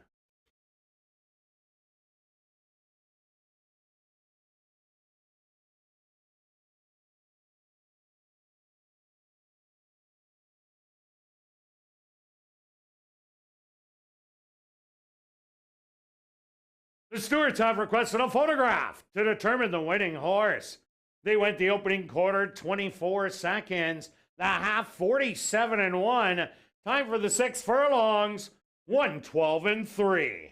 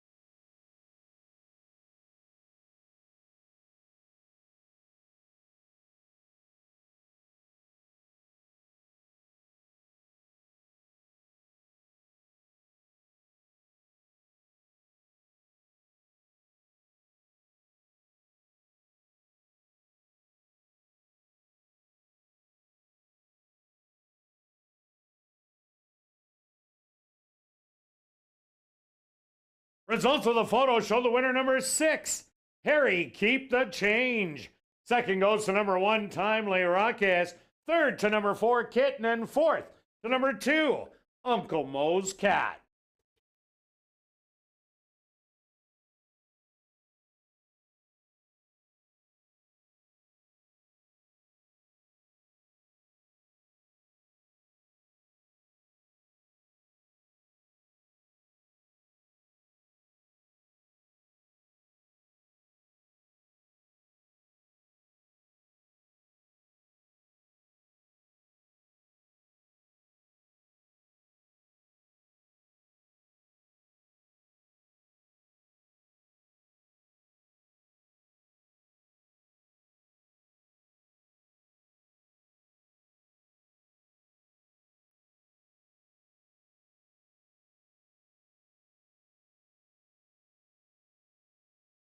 Now entering the winner's enclosure, the official winner of the Hudson Financial That's number 6, Harry Keep the Change.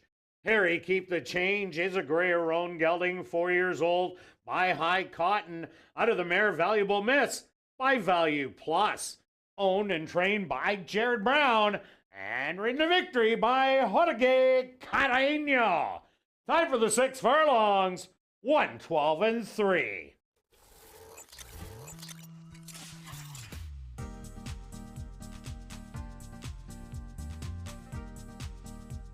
Race 3 is official in the upcoming 4th race. The Staff Max Staffing and Recruiting Purse, kicking off $50,000 guaranteed pick 4 wagering. Scratch number 6 with Showtime. That's in this, the 4th race. Scratch number 6 with Showtime. We'll carry on with the rest of the changes in this evening's pick 4. Turning your programs to race number 5. Scratch number 7 with Queso. That's race number 5, scratch the 7, Wits Queso. Turning your programs to race number 7, scratch number 7, Monstradamus. That's race number 7, scratch the 7, Monstradamus. The Staff Max Staffing and Recruiting, kicking off $50,000 guaranteed pick 4 wagering. Starts right here in race number 4. They go to post in 19 minutes.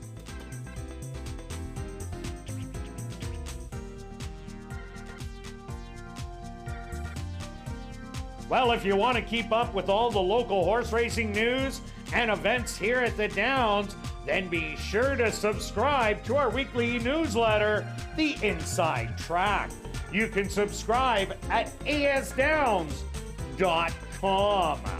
And you better hurry. Only 8 minutes left to give yourself a chance to go home with more than $6,800 in your pocket if you do get drawn to play Chase the Ace and pick the Ace of Diamonds. You can get your tickets at guest services in the lobby for just $5. And remember, you're helping support Final Furlong that helps find good homes for retired racehorses.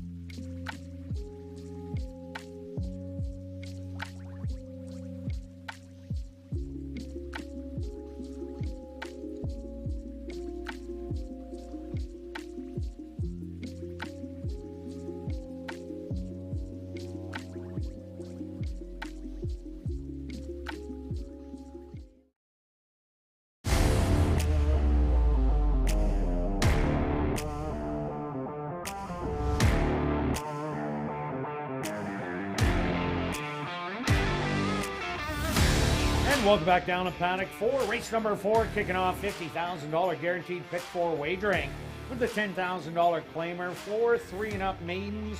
They're going to go 6 furlongs. Scratch number 6, Which Showtime. Quick look back at race number 3. Harry Keep the Change. Great ride by Jorge Carreño, slowing him down early and saving him just enough for the wire. Yeah, exactly. Made that kind of middle move like we saw the last time, kind of set it up. Hence the 6 furlongs hanging on kind of for dear life, but we knew that was coming. That was kind of the risk. Good ride on Timely Ruckus with Antonio. Also make note of how Carreño was struggling about a week ago. Wins 4 yesterday, feeling the confidence.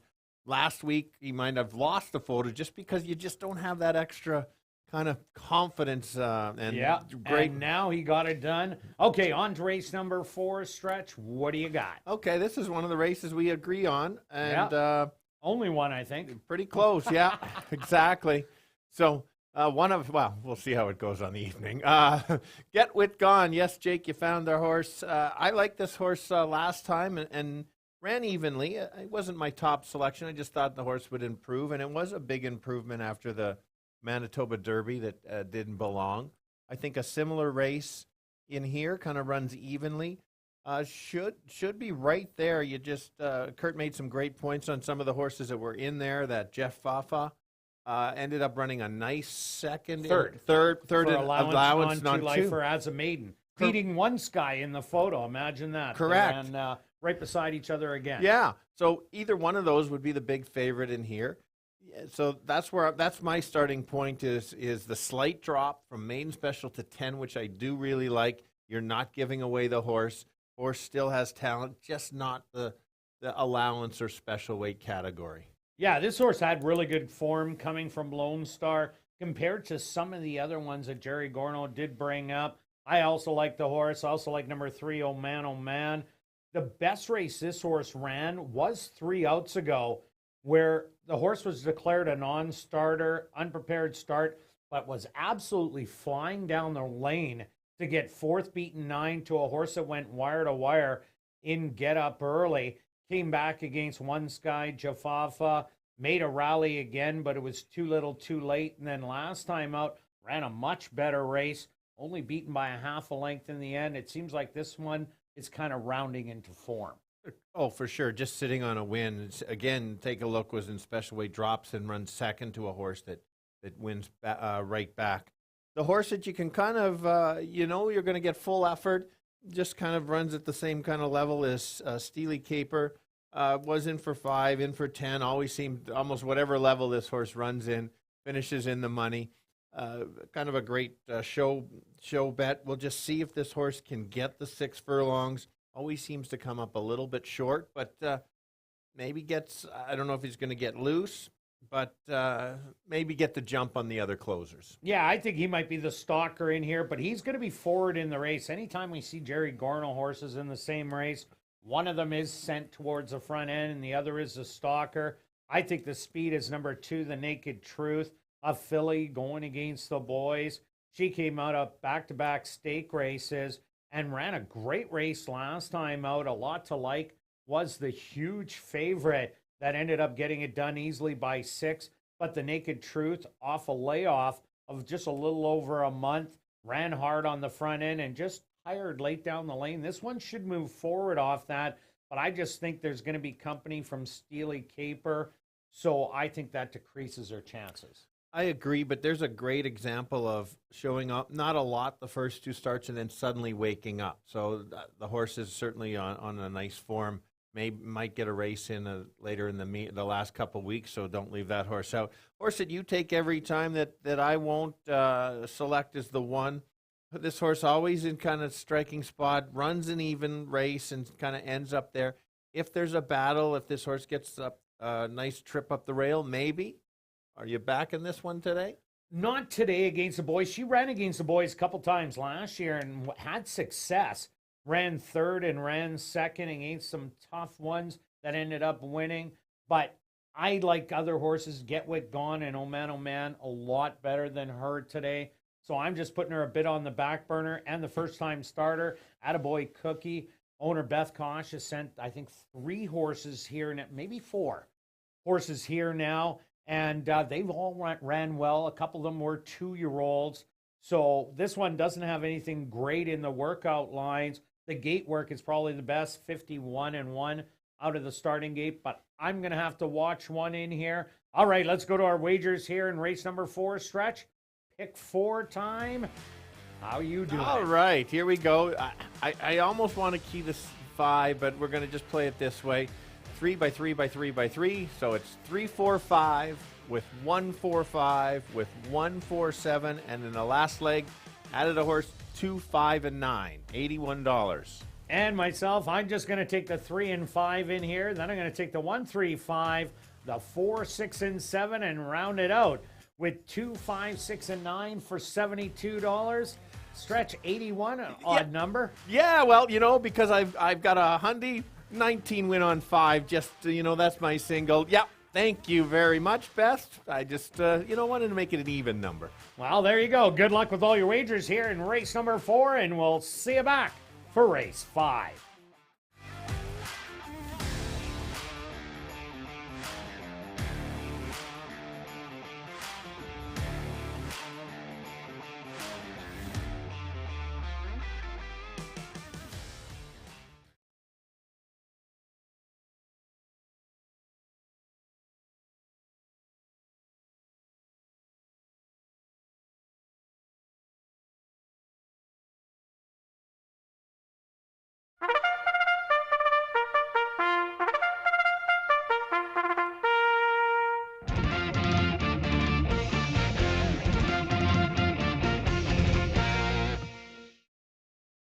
Horses on the track for race number 4, the Staff Max Staffing and Recruiting Purse.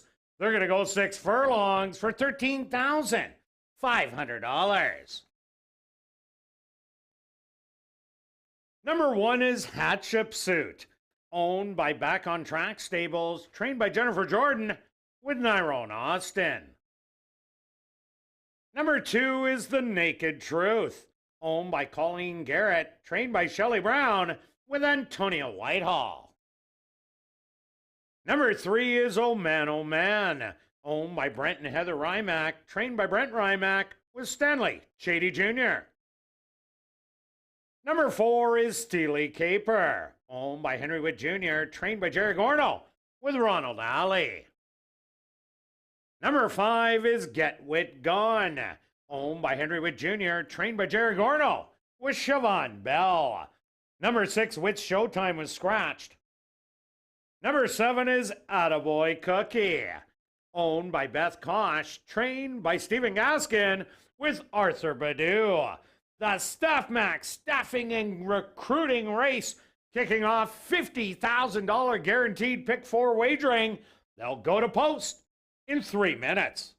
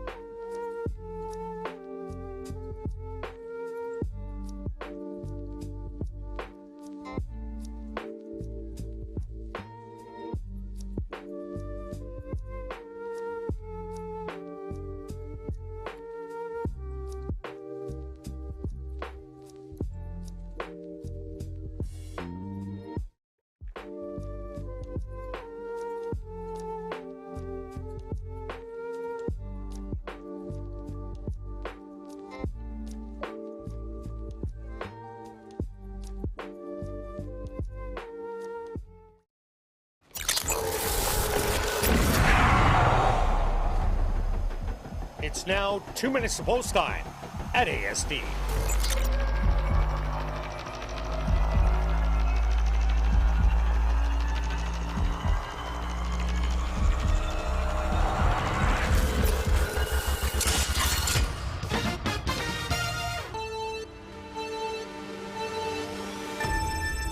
All right, here we go. We're going 6 furlongs, 4 boys, 2 girls in here. I like the boys in this one. It's starting with the 5, dropping in class from that last start and really dropping from 2 back. Should run a similar race, just kind of stalk the pace and kind of take over. That last race was a nice race. A nice workout coming in kind of sets this horse up for a top effort.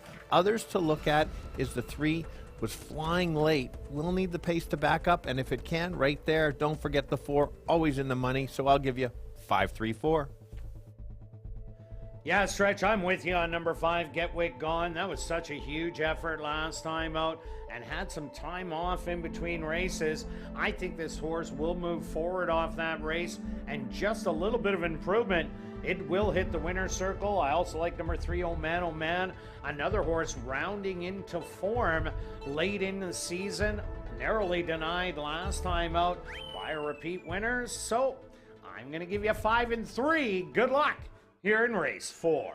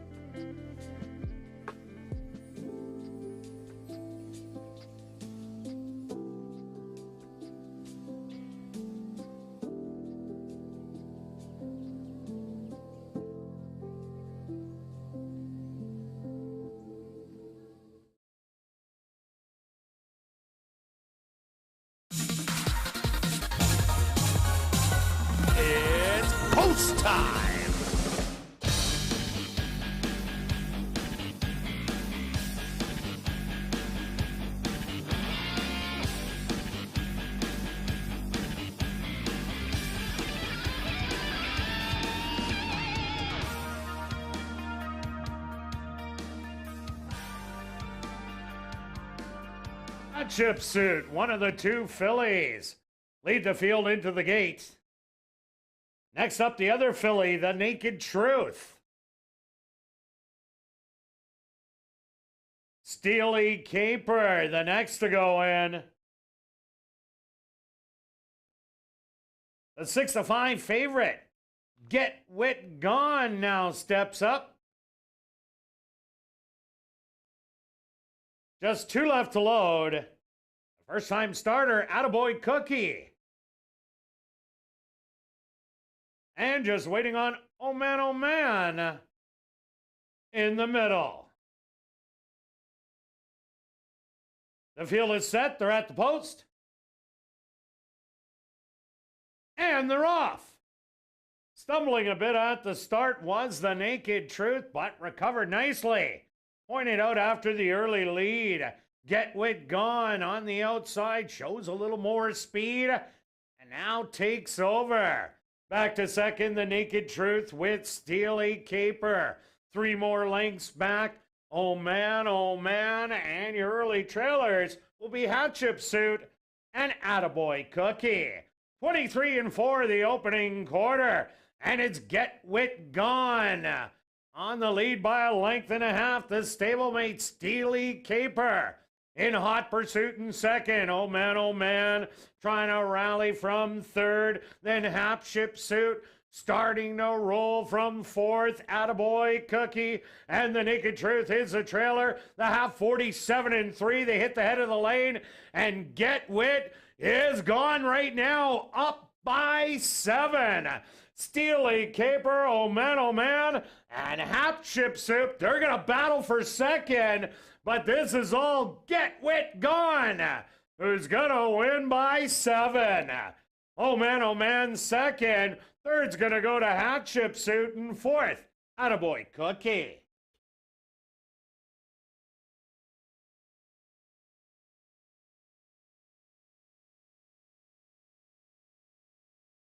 Ladies and gentlemen, please hold all tickets. A Stewart's inquiry into the running of race number 4.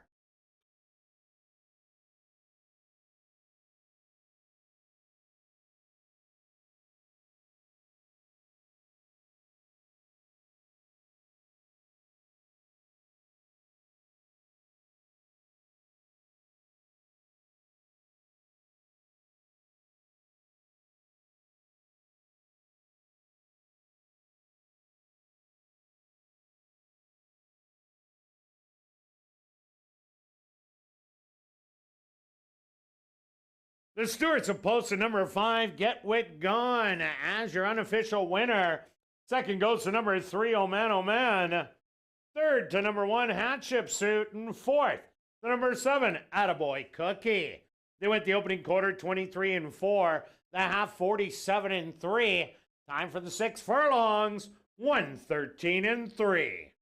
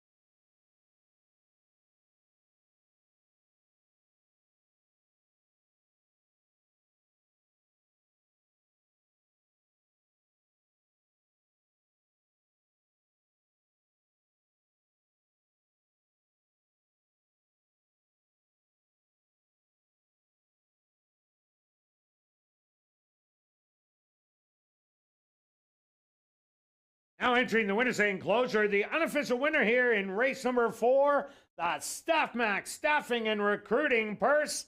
That's number 5, Get Wit Gone. Get Wit Gone is a dark bay or brown gelding, 3 years old, by Drums of Thunder, out of the mare Melodic Escapade by Wild Escapade. Owned by Henry Witt Jr., trained by Jerry Gorno, and ridden to unofficial victory by Siobhan Bell. Time for the 6 furlongs, 1:13 and 3.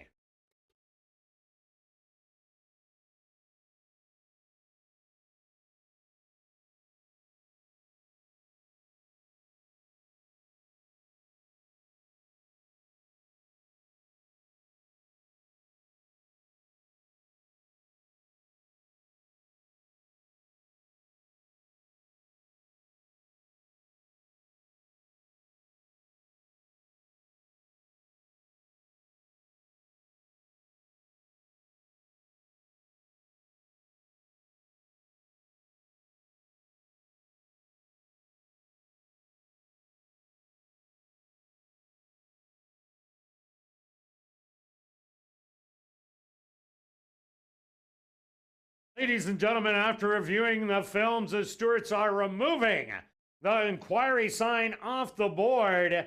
5, 3, 1, and 7 will become official.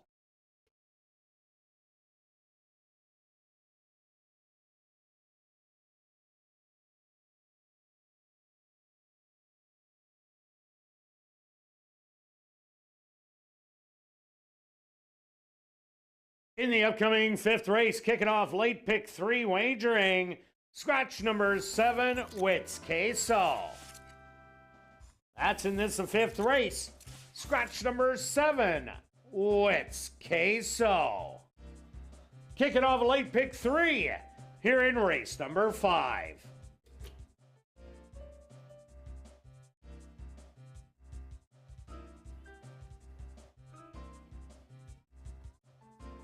And be sure to check out our new player portal at asdowns.com. All the information you need on ASD Live Racing in one convenient place. Watch live racing access, free online ASD programs, expert selections, and more. Scan the QR code on the player portal ad in your program to go there now.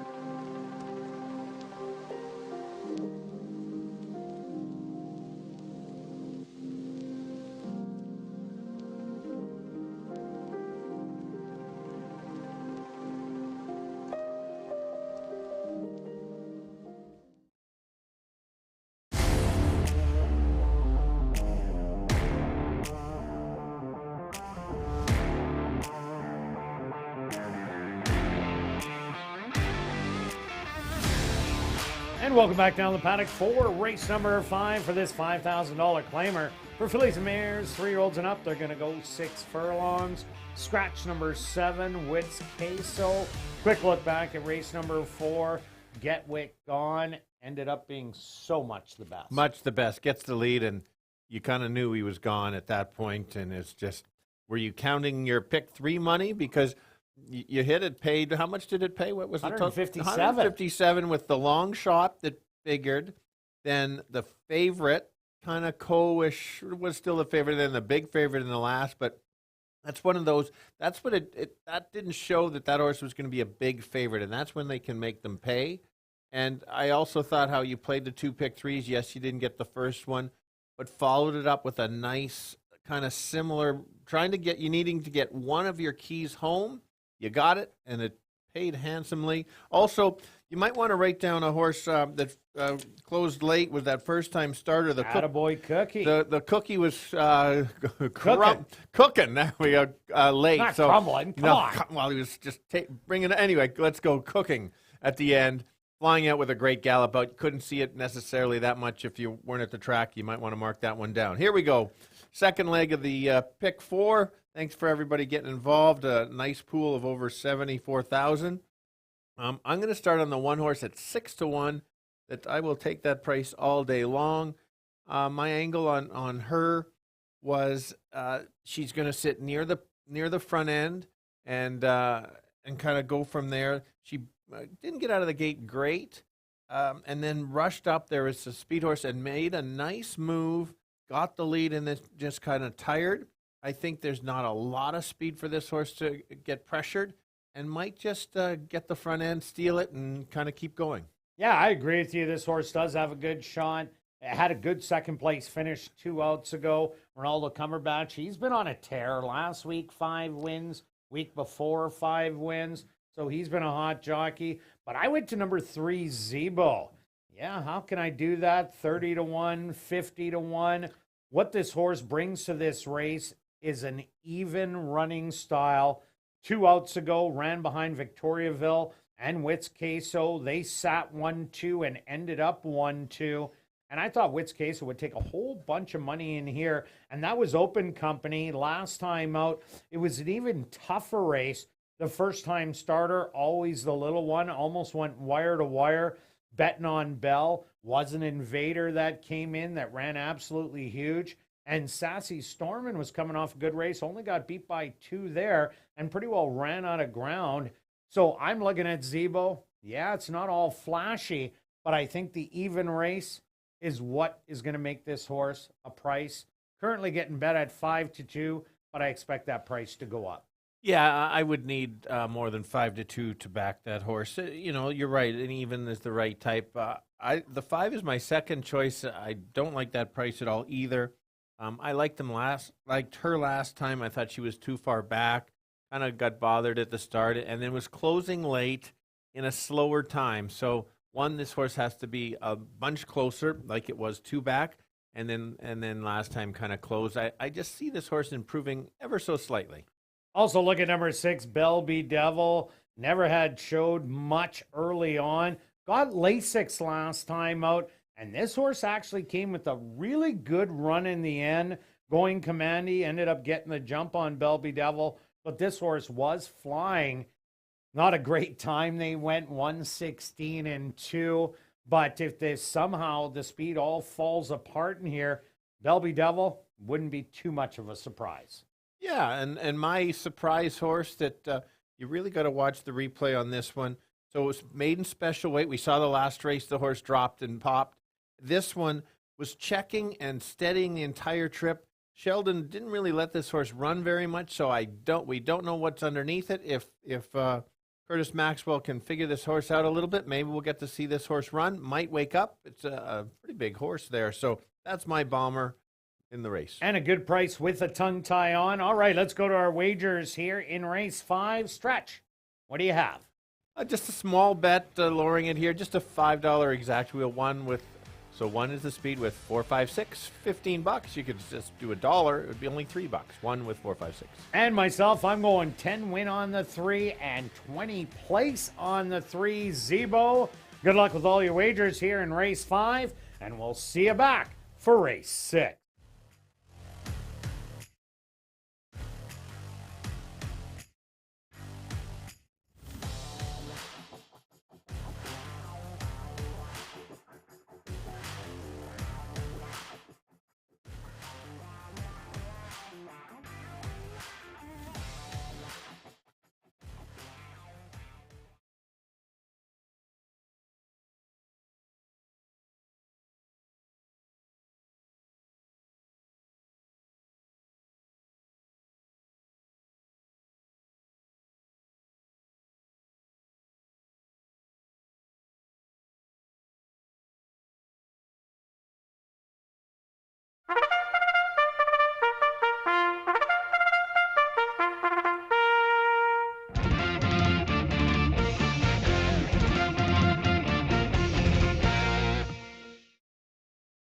The horse are on the track for race number 5. They're going to go 6 furlongs for $10,000.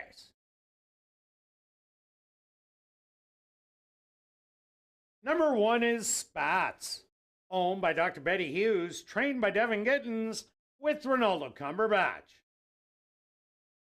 Number 2 is Spears T, owned and trained by Alan Brown with Nyrone Austin.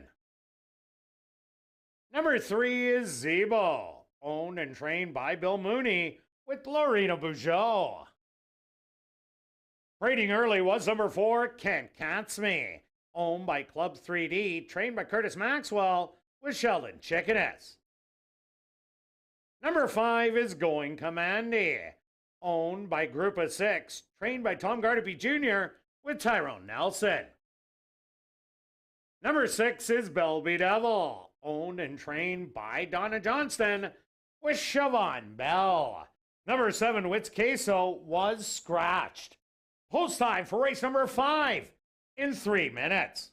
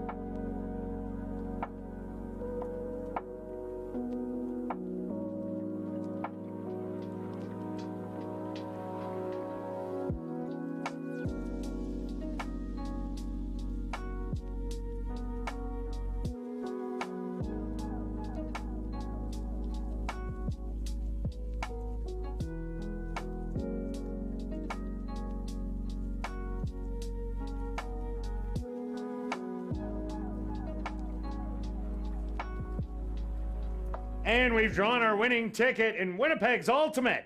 Chase the Ace, that winning ticket number 2783. Once again, the winning ticket in the tonight's Chase the Ace, 2783. You have 5 minutes to report to guest services on the main floor south end, but don't throw your tickets away. If winning ticket 2783 does not show up in 5 minutes, there will be a redraw.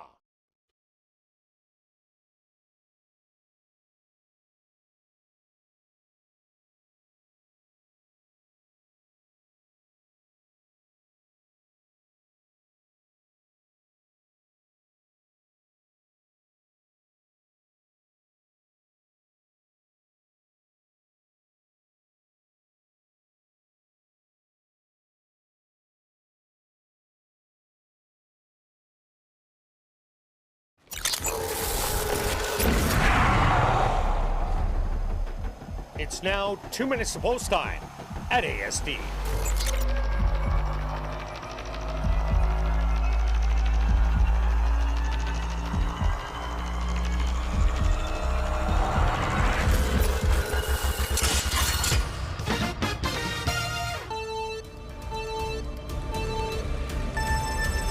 All right, the girls, this time going 6 furlongs for maidens, fillies and mares that have not won a race lifetime. I'm going to start with the speed on the rail. Spats, I think she can get right near the lead, if not on the lead by herself. If that's the case, she might just keep going.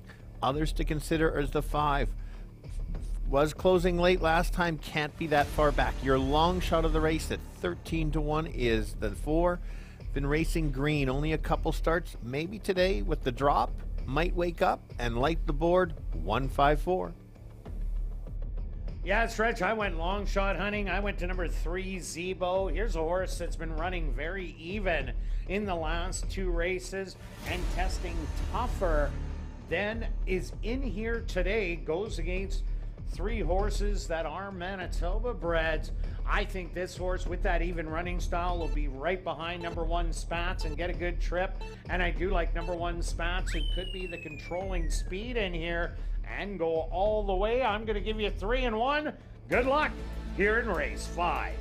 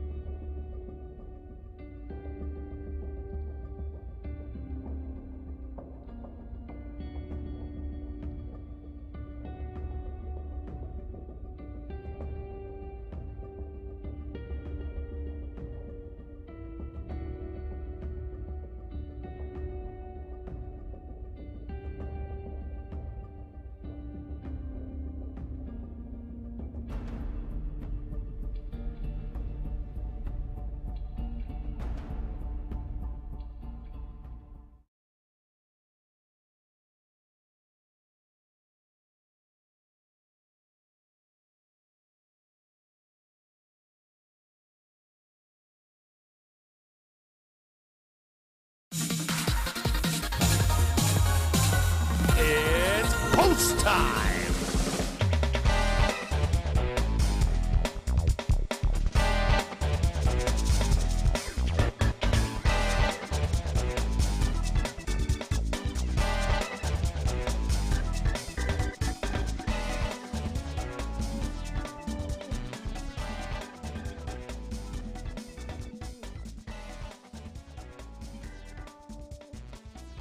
Spats, the first one in the starting gate. The gates are open for Spears T. The next to go in.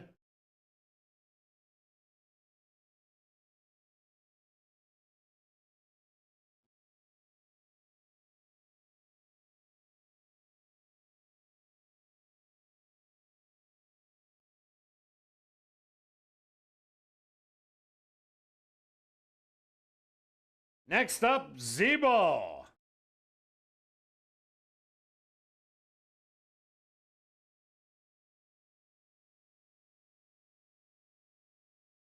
Can't Catch Me, the next to go in, without rider Sheldon Chickeness. Once Catch Me is in the starting gate, he will climb back aboard. Just 2 left to go. The 3-2 favorite, Going Commandy.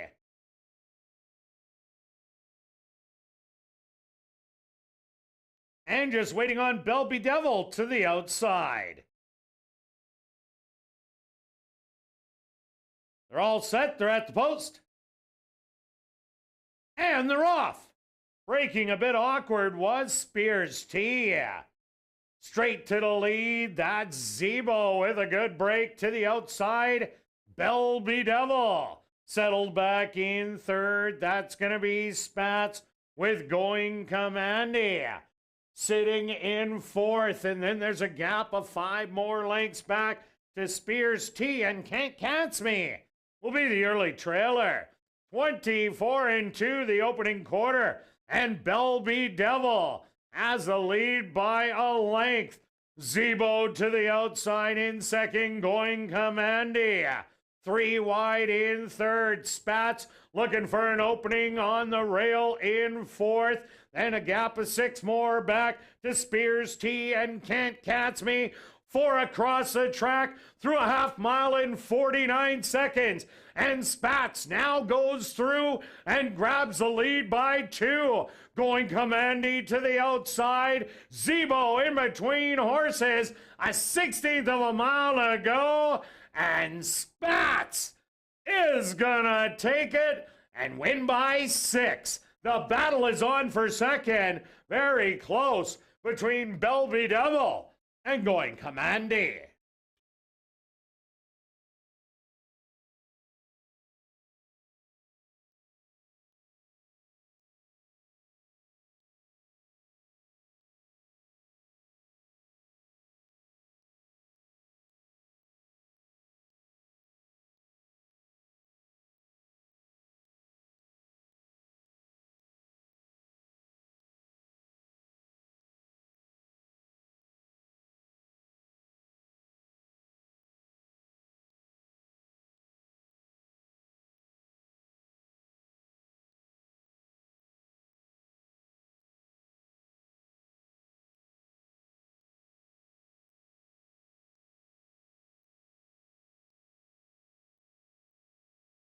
The Stewart's supposed to number 1 Spats as your race winner. A photograph has been called to determine the place and show positions. They went the opening quarter 24-2, the half 49 seconds. Time for the 6 furlongs, 1:15-3.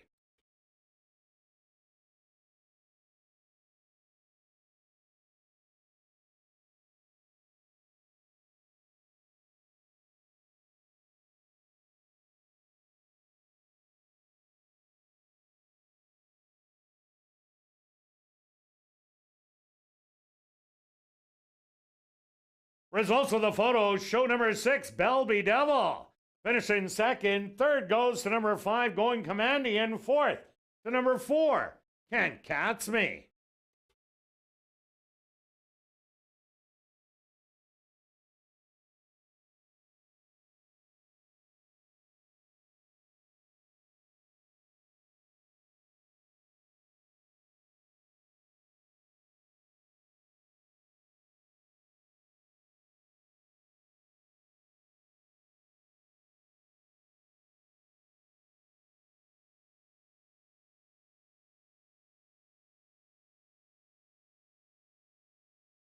Now entering the winner's enclosure, the unofficial winner here in race 5, that's number 1, Spats. Spats is a bay filly, 3 years old, by Vengeful Wildcat, out of the mare Angola Bonneau, by Successful Appeal. Owned by Dr. Betty Hughes, trained by Devin Gittins, and ridden to unofficial victory by Ronaldo Cumberbatch. Time for the 6 furlongs, 1:15-3. Number 1 Spats was proudly bred right here in Manitoba by her owner, Dr. Betty Hughes.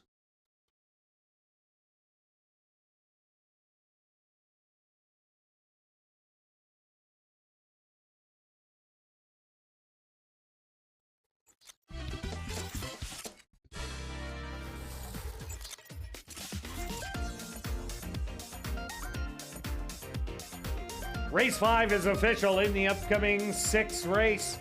There are no changes. Kicking off late double wagering, they'll go to post in 18 minutes.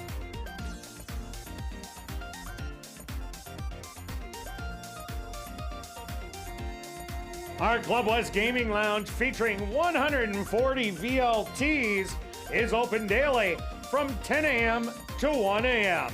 Be sure to enter our Spin to Win game every Thursday and Friday for a chance to spin the wheel for up to $100.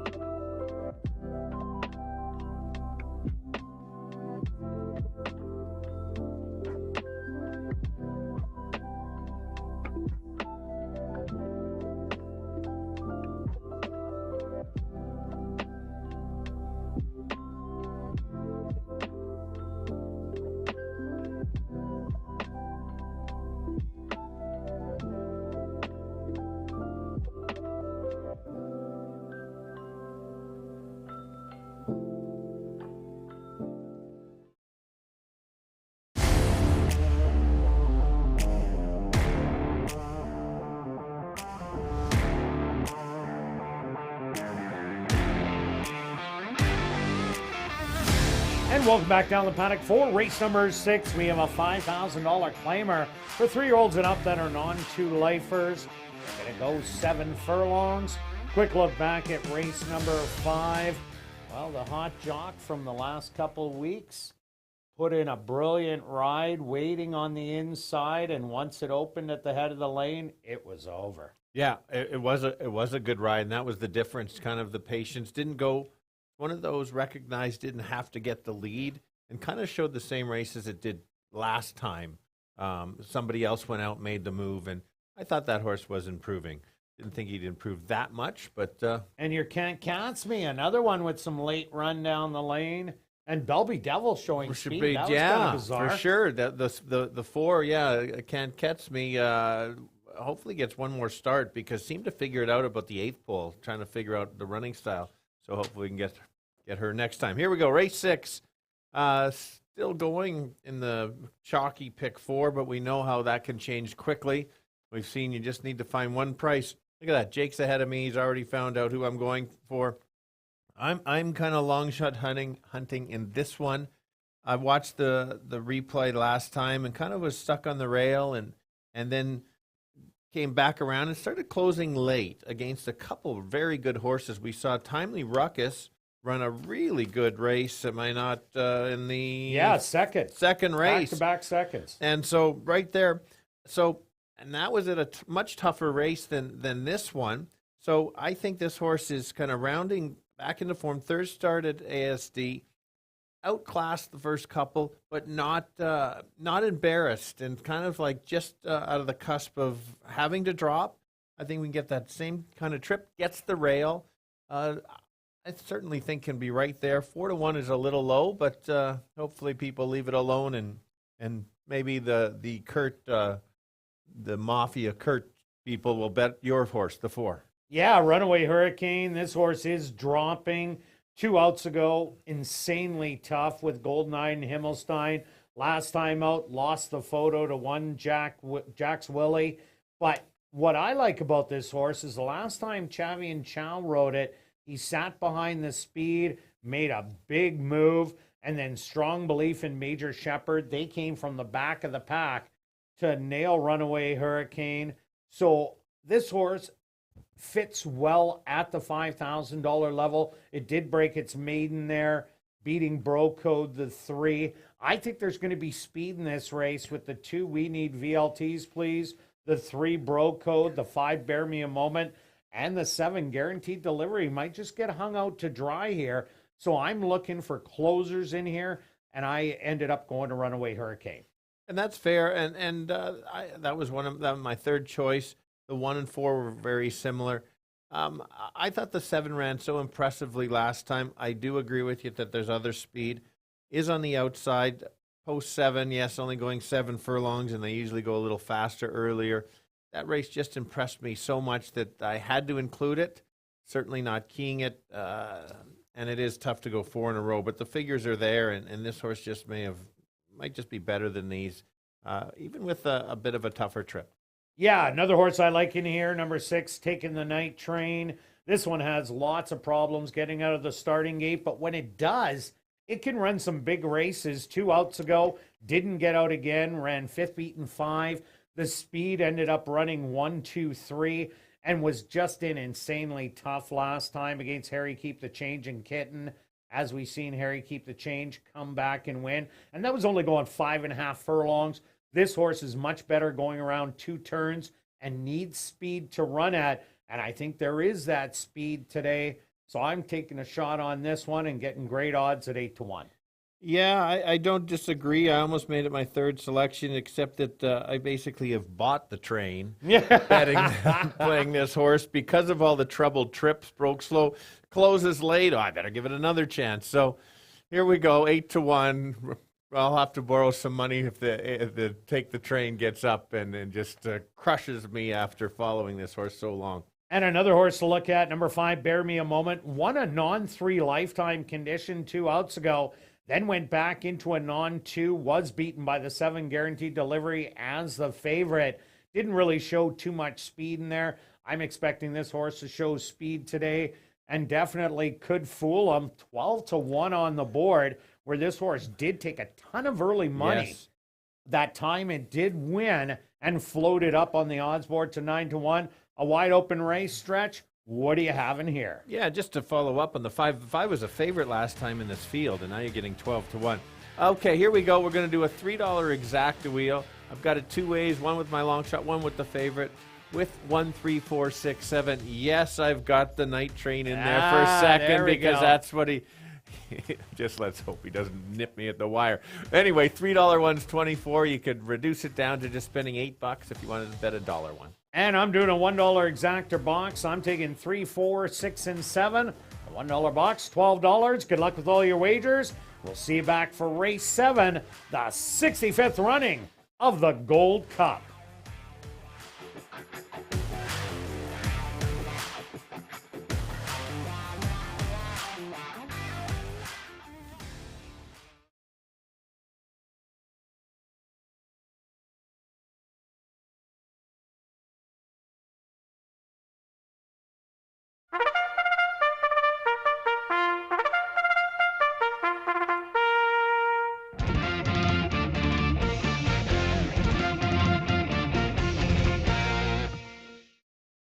The horses are on the track for race number 6. They're going to go 7 furlongs for $10,100.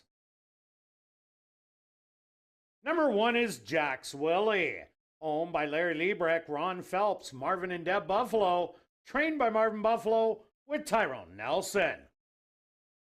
Number 2 is We Need VLTs Please, owned by Kevin Sousa, trained by Larry Sizik with Stanley Shady Jr.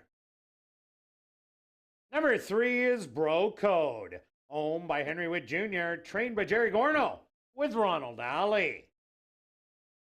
Number 4 is Runaway Hurricane, owned by High Road Stable, trained by Tiffany Husbands with Chavi and Chow.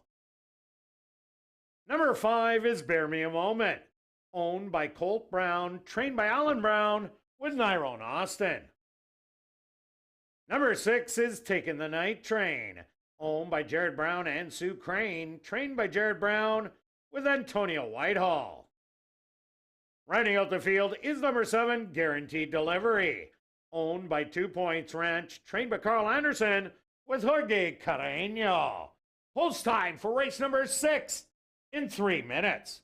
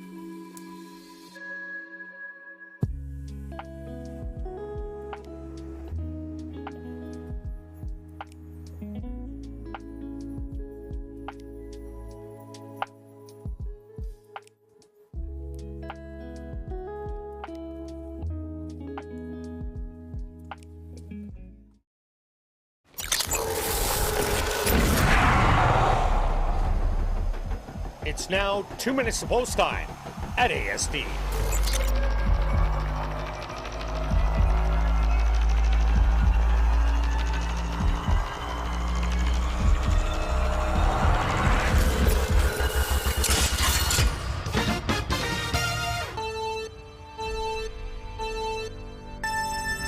All right, here we go. Boys going 7 furlongs. I'm going to go right to the rail, trying to beat the favorite on the outside, 5-1. Jack's Willie. ran an even race on paper, but if you watch the race carefully, kind of shuffled back and then was closing late on Percibility, who is a very good horse. Would beat this field quite handily. If it can get right trip along the rail, watch out, might make that late close and upset at 5-1. Don't leave out the 7. 6-5 is a little low, but just wins races. The 4 horses, the other one, very similar to the 1. So I'll give you 1, 7, and 4. Yeah, Stretch, I think there's pace in here, so I'm going to closers. I went to number 4, Runaway Hurricane. Has been running over its head as of late, but did break the maiden at the $5,000 level. Last time Chavi and Chow rode it, this horse ran absolutely huge, so I like that one. I also like at 12-1, number 6, Taking the Night Train. Again, if there is pace, this horse will be flying late, so I'm going to give you a 4 and 6 here in race number 6.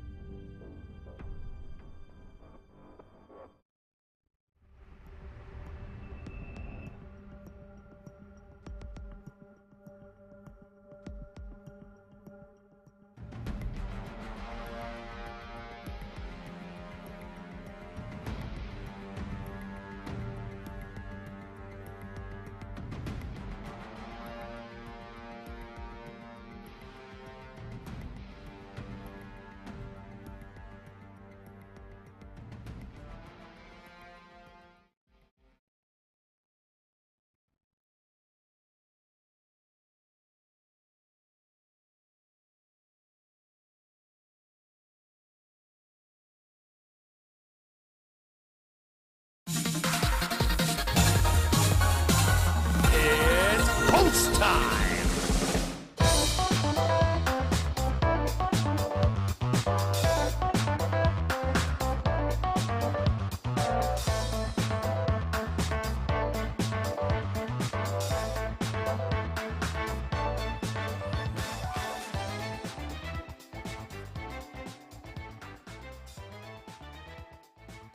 Jax Willie will be the first into the starting gate. We need VLTs, please, goes in. Next up, Bro Code.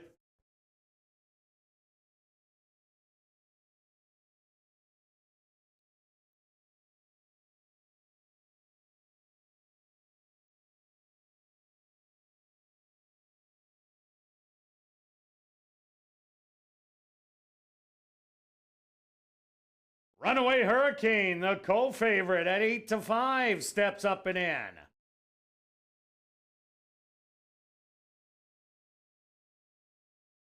Bear me a moment's turn. 2 left to load. Taking the Night Train. Now just waiting on the other co-favorite at 8-5, number 7, Guaranteed Delivery. The field is set. They're at the post.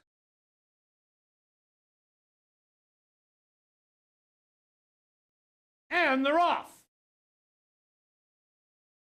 From the inside, Jax Willie showing a little bit of speed, but we need VLTs. is going to be the early leader. Back in second, Jack's Willie, Guaranteed Delivery. On the outside in third, followed behind by Runaway Hurricane in fourth. Another length back, running as a trio, Bear Me a Moment, Bro Code, and taking the night train. 25-1 the opening quarter. We need VLTs on the inside, Guaranteed Delivery. On the outside, Runaway Hurricane. Stalking them on the outside in third, moving up the rail, Jack's Willie. Gonna be looking for room, taking the night train right there. On the outside, Bear Me a Moment and Bro Code. 5 lengths front to back. Jack's Willie got in a little trouble and now spit out the back door. Guaranteed Delivery with the lead. Bear Me a Moment making a 3-wide move. Runaway Hurricane now back to third. They hit the head of the lane. Guaranteed Delivery on the inside. Bear Me a Moment on the outside. These two banging it out. A late rally coming on the far outside from Runaway Hurricane. Bear Me a Moment puts the head in front, but not giving up. Guaranteed Delivery. These two to the wire. Too close to call between Bear Me a Moment and Guaranteed Delivery. Back in third will be Bro Code.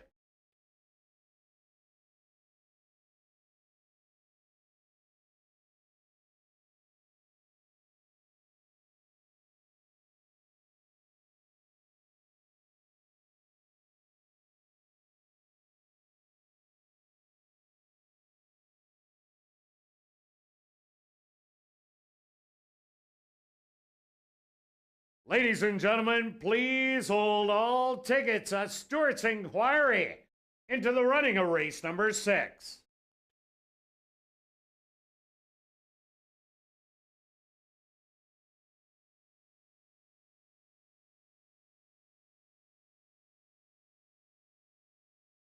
The Stewarts have requested a photograph to determine the winning horse. They went the opening quarter 25-1, the half 50-1. 6 furlongs, 115-3. Time for the 7 furlongs, 129-3.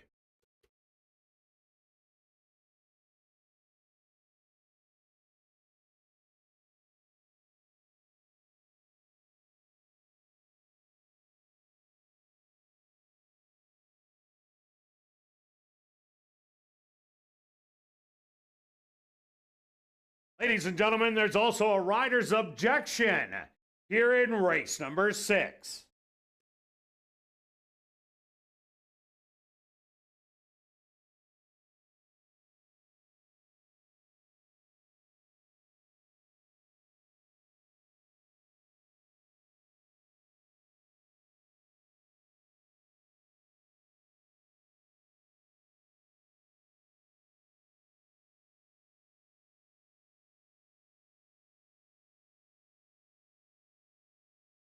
Results of the photo show the winner number 5, Bear Me a Moment. Second goes to number 7, Guaranteed Delivery. Third to number 3, Bro Code. And fourth to number 4, Runaway Hurricane. Ladies and gentlemen, Tyrone Nelson aboard number 1, Jack's Willie, has claimed interference against number 7, Guaranteed Delivery, and jockey Jorge Carreño. Rider's objection, 1 on 7. Now entering the winner's enclosure, the unofficial winner here in race 6, that's number 5, Bear Me a Moment. Bear Me a Moment is a big gelding, 5 years old, by Going Commando, out of the mare Bears Princess by Omnivore. Owned by Colt Brown, trained by Alan Brown, and ridden to unofficial victory by Nyrone Austin. Time for the 7 furlongs, 129-3. Number 5, Bear Me a Moment, was proudly bred right here in Manitoba by Cam Ziprick. Once again, ladies and gentlemen, we do have a rider's objection. 1 on 7 and a Stewart's inquiry.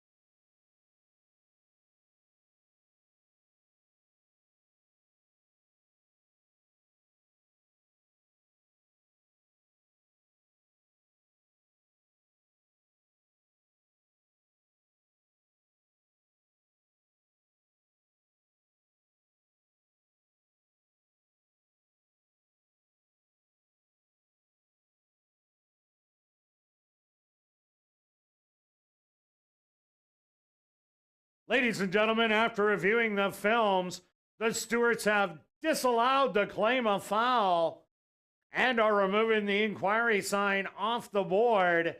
5, 7, 3, and 4 will become official.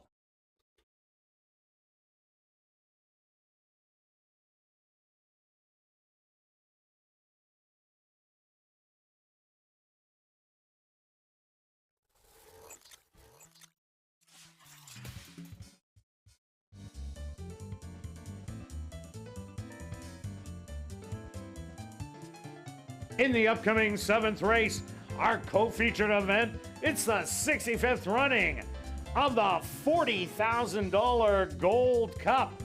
Scratch number 7, Monstradamus.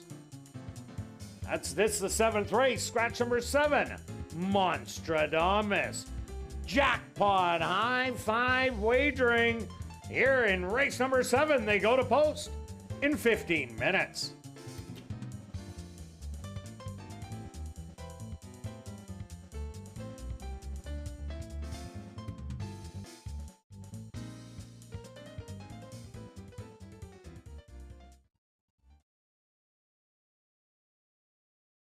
Ladies and gentlemen, directing your attention to the television monitors is the inquiry and objection tape from race number 6. Pay special attention.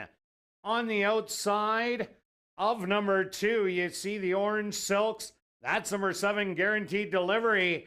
And the 1 is at the back of your frame in red. That's Tyrone Nelson on Jack's Willie. This is the pan or side shot coming into the 3 furlong pole. The objection being 1 on 7.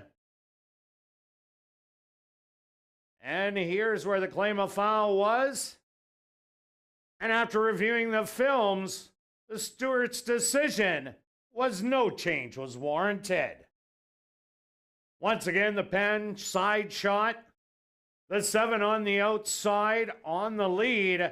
The 1 is coming up the rail in red.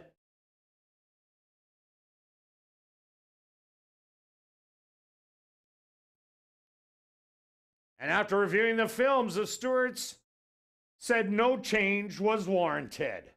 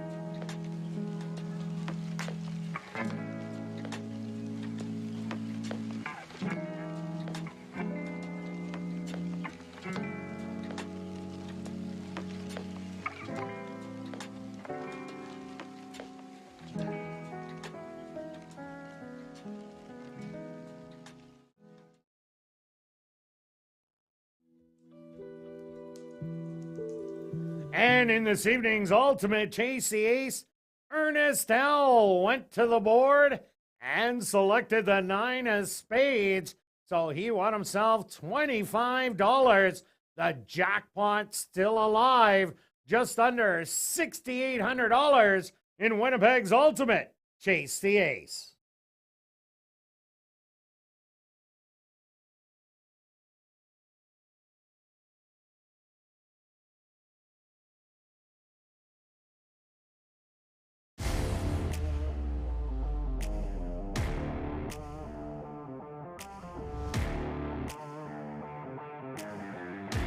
And welcome back down to the paddock for race number 7, our co-featured event. This is the 65th running of the Gold Cup for the older boys, going 1 1/8 miles.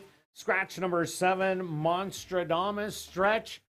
Who do you like? Well, I like the 2. I think it's rounding into form. I talked about that the big effort at Century Mile going 7 furlongs. I think the horse likes to go longer. I think the horse is going to get a stalking trip if there's a bit of a pace battle. 2 works coming in. So that is my top selection. Yeah, my top selection is Quinto Sol, as the horse does have tactical speed. Should be close to number 5. It's that time. And I just see the 2 of these running around the track together. Very possible. 5 ran such a game race last time, double duel, and then pulled away at the end.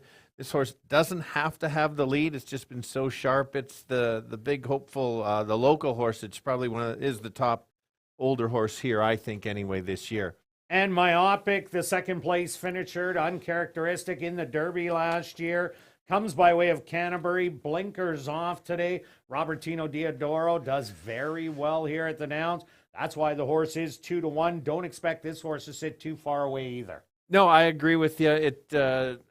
Yeah, the works, the figures are there. He wouldn't be here if he didn't think he had a shot to win. Great race to finish off the night for sure. No doubt. Let's go to our wagers here in race number 7. Stretch, what do you got? Well, I think I'm just going to get the trip. I think I'm going to get a great price. I don't want to get greedy. Up my place bet, 50 place on 2. And myself, I'm going 30 to place on the 6. Good luck with all your wagers here in race number 7. And we'll see you back tomorrow, 6:45 Central, for ASD Live.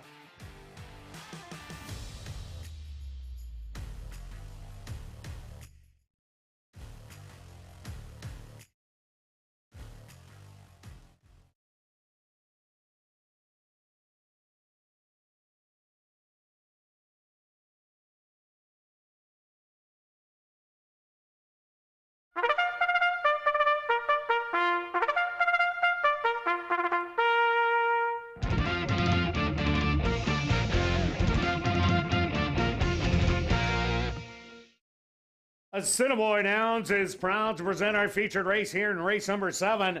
It's the 65th running of the Gold Cup. They're going to go 1 1/8 miles for $40,000.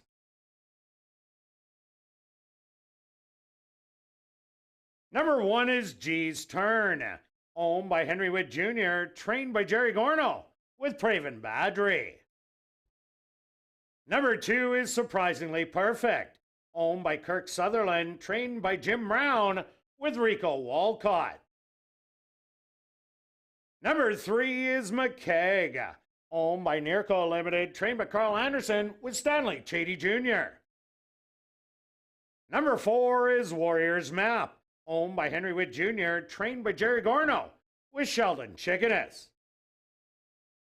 Number 5, It's That Time, owned by True North Thoroughbreds, trained by Michael Nault, with Chavi and Chow.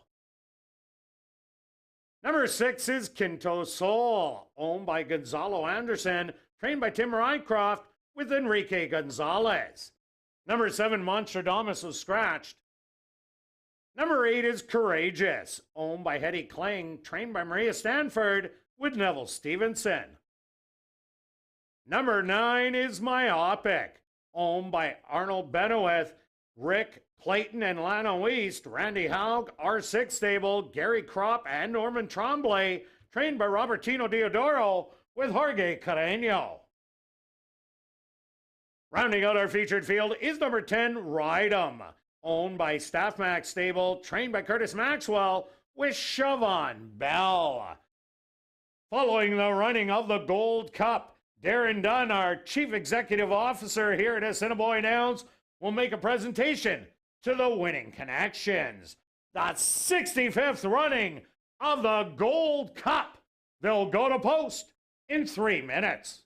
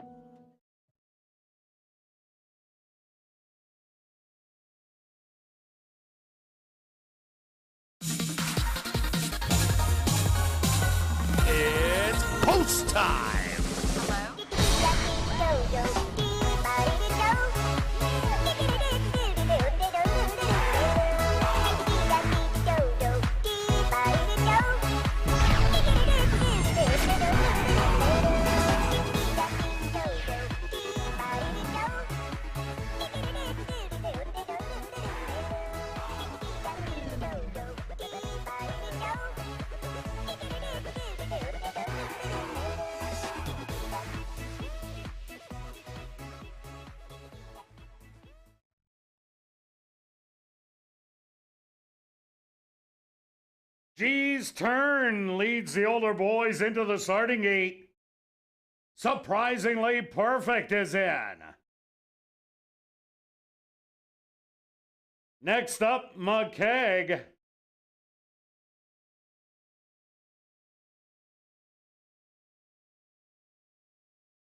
Warriors Map set to go in.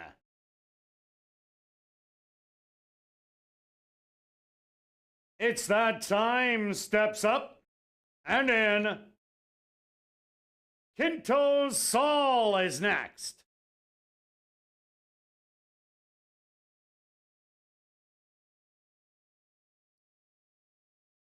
Courageous set to walk in. Just 2 left to load. Myopic. The current favorite at 3-2. And just waiting on Rydom to the outside. The older boys are all set. They're at the post. And they're off in the 65th running of the Gold Cup. From the middle, Kinto Saul shows a little bit of early speed with It's That Time. In between horses on the rail, McKeag also up there early. From the far outside, Myopic wants the lead. And we'll get it by a half a length with It's That Time now fading back to second. Running as a pair, Kinto Saul with on the inside, McKeag. Courageous settled back in 5th. On the rail, G's Turn, then Warriors Map, and the early trailers are going to be surprisingly Perfect and Rydom. The opening quarter, a quick 22 and 3. And it's Myopic with the lead by 3/4 a length. It's That Time on the inside. Kinto Saul stalking those leaders in 3rd. Moving up, McKeag in 4th. 5th on the outside, Surprisingly Perfect. G's Turn, Courageous. And then Warriors Map and Rydom the trailer. 3/4, 112 and 3. Myopic with the lead, but Kinto Saul showing big life on the outside, ready to look Myopic in the eye as they hit the head of the lane. It's Myopic and Kinto Saul. It's That Time trying to rally. In between horses, that's McKeag, but Myopic and Kinto Saul, these two nose and nose inside the 16th pole. But Myopic is gonna prove best and take the 65th running of the Gold Cup. Second is gonna go to Kinto Saul, very close for 3rd between It's That Time and McKeag.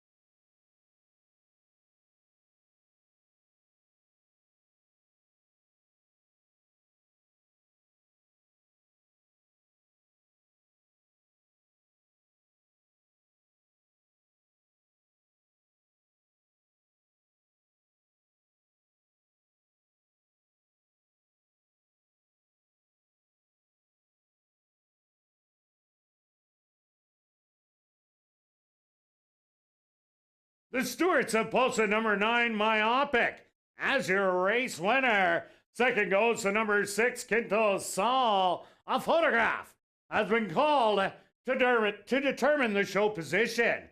They went the opening quarter 22 and 3, the half 47 and 1, 6 furlongs 112 and 3. Time for the mile 139. Time for the mile and an eighth 152 and 3.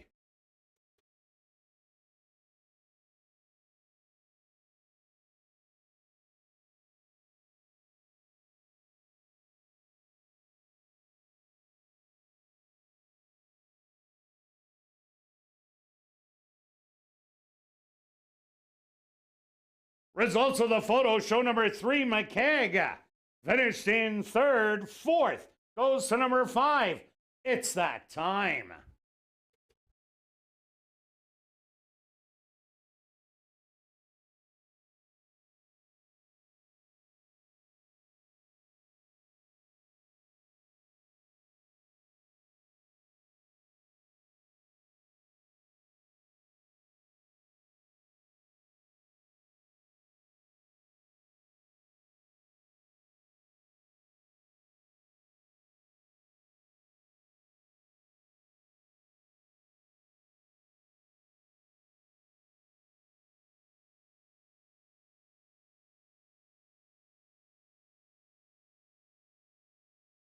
Now entering the winner's enclosure, the official winner of the 65th running of the Gold Cup.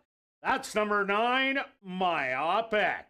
Myopic is a bay gelding, 4 years old, by Candy Ride, out of the mare spokeswoman by Unbridled Song. Owned by Arnold Benoit, Rick Wiest, Clayton Wiest, Lana Wiest, Randy Haug, R6 Stables, Gary Kropp, and Norman Tremblay, trained by Robertino Diodoro, and ridden to victory by Assiniboia Downs leading rider, Jorge Carreño. Time for the 1.125, 1:52 3.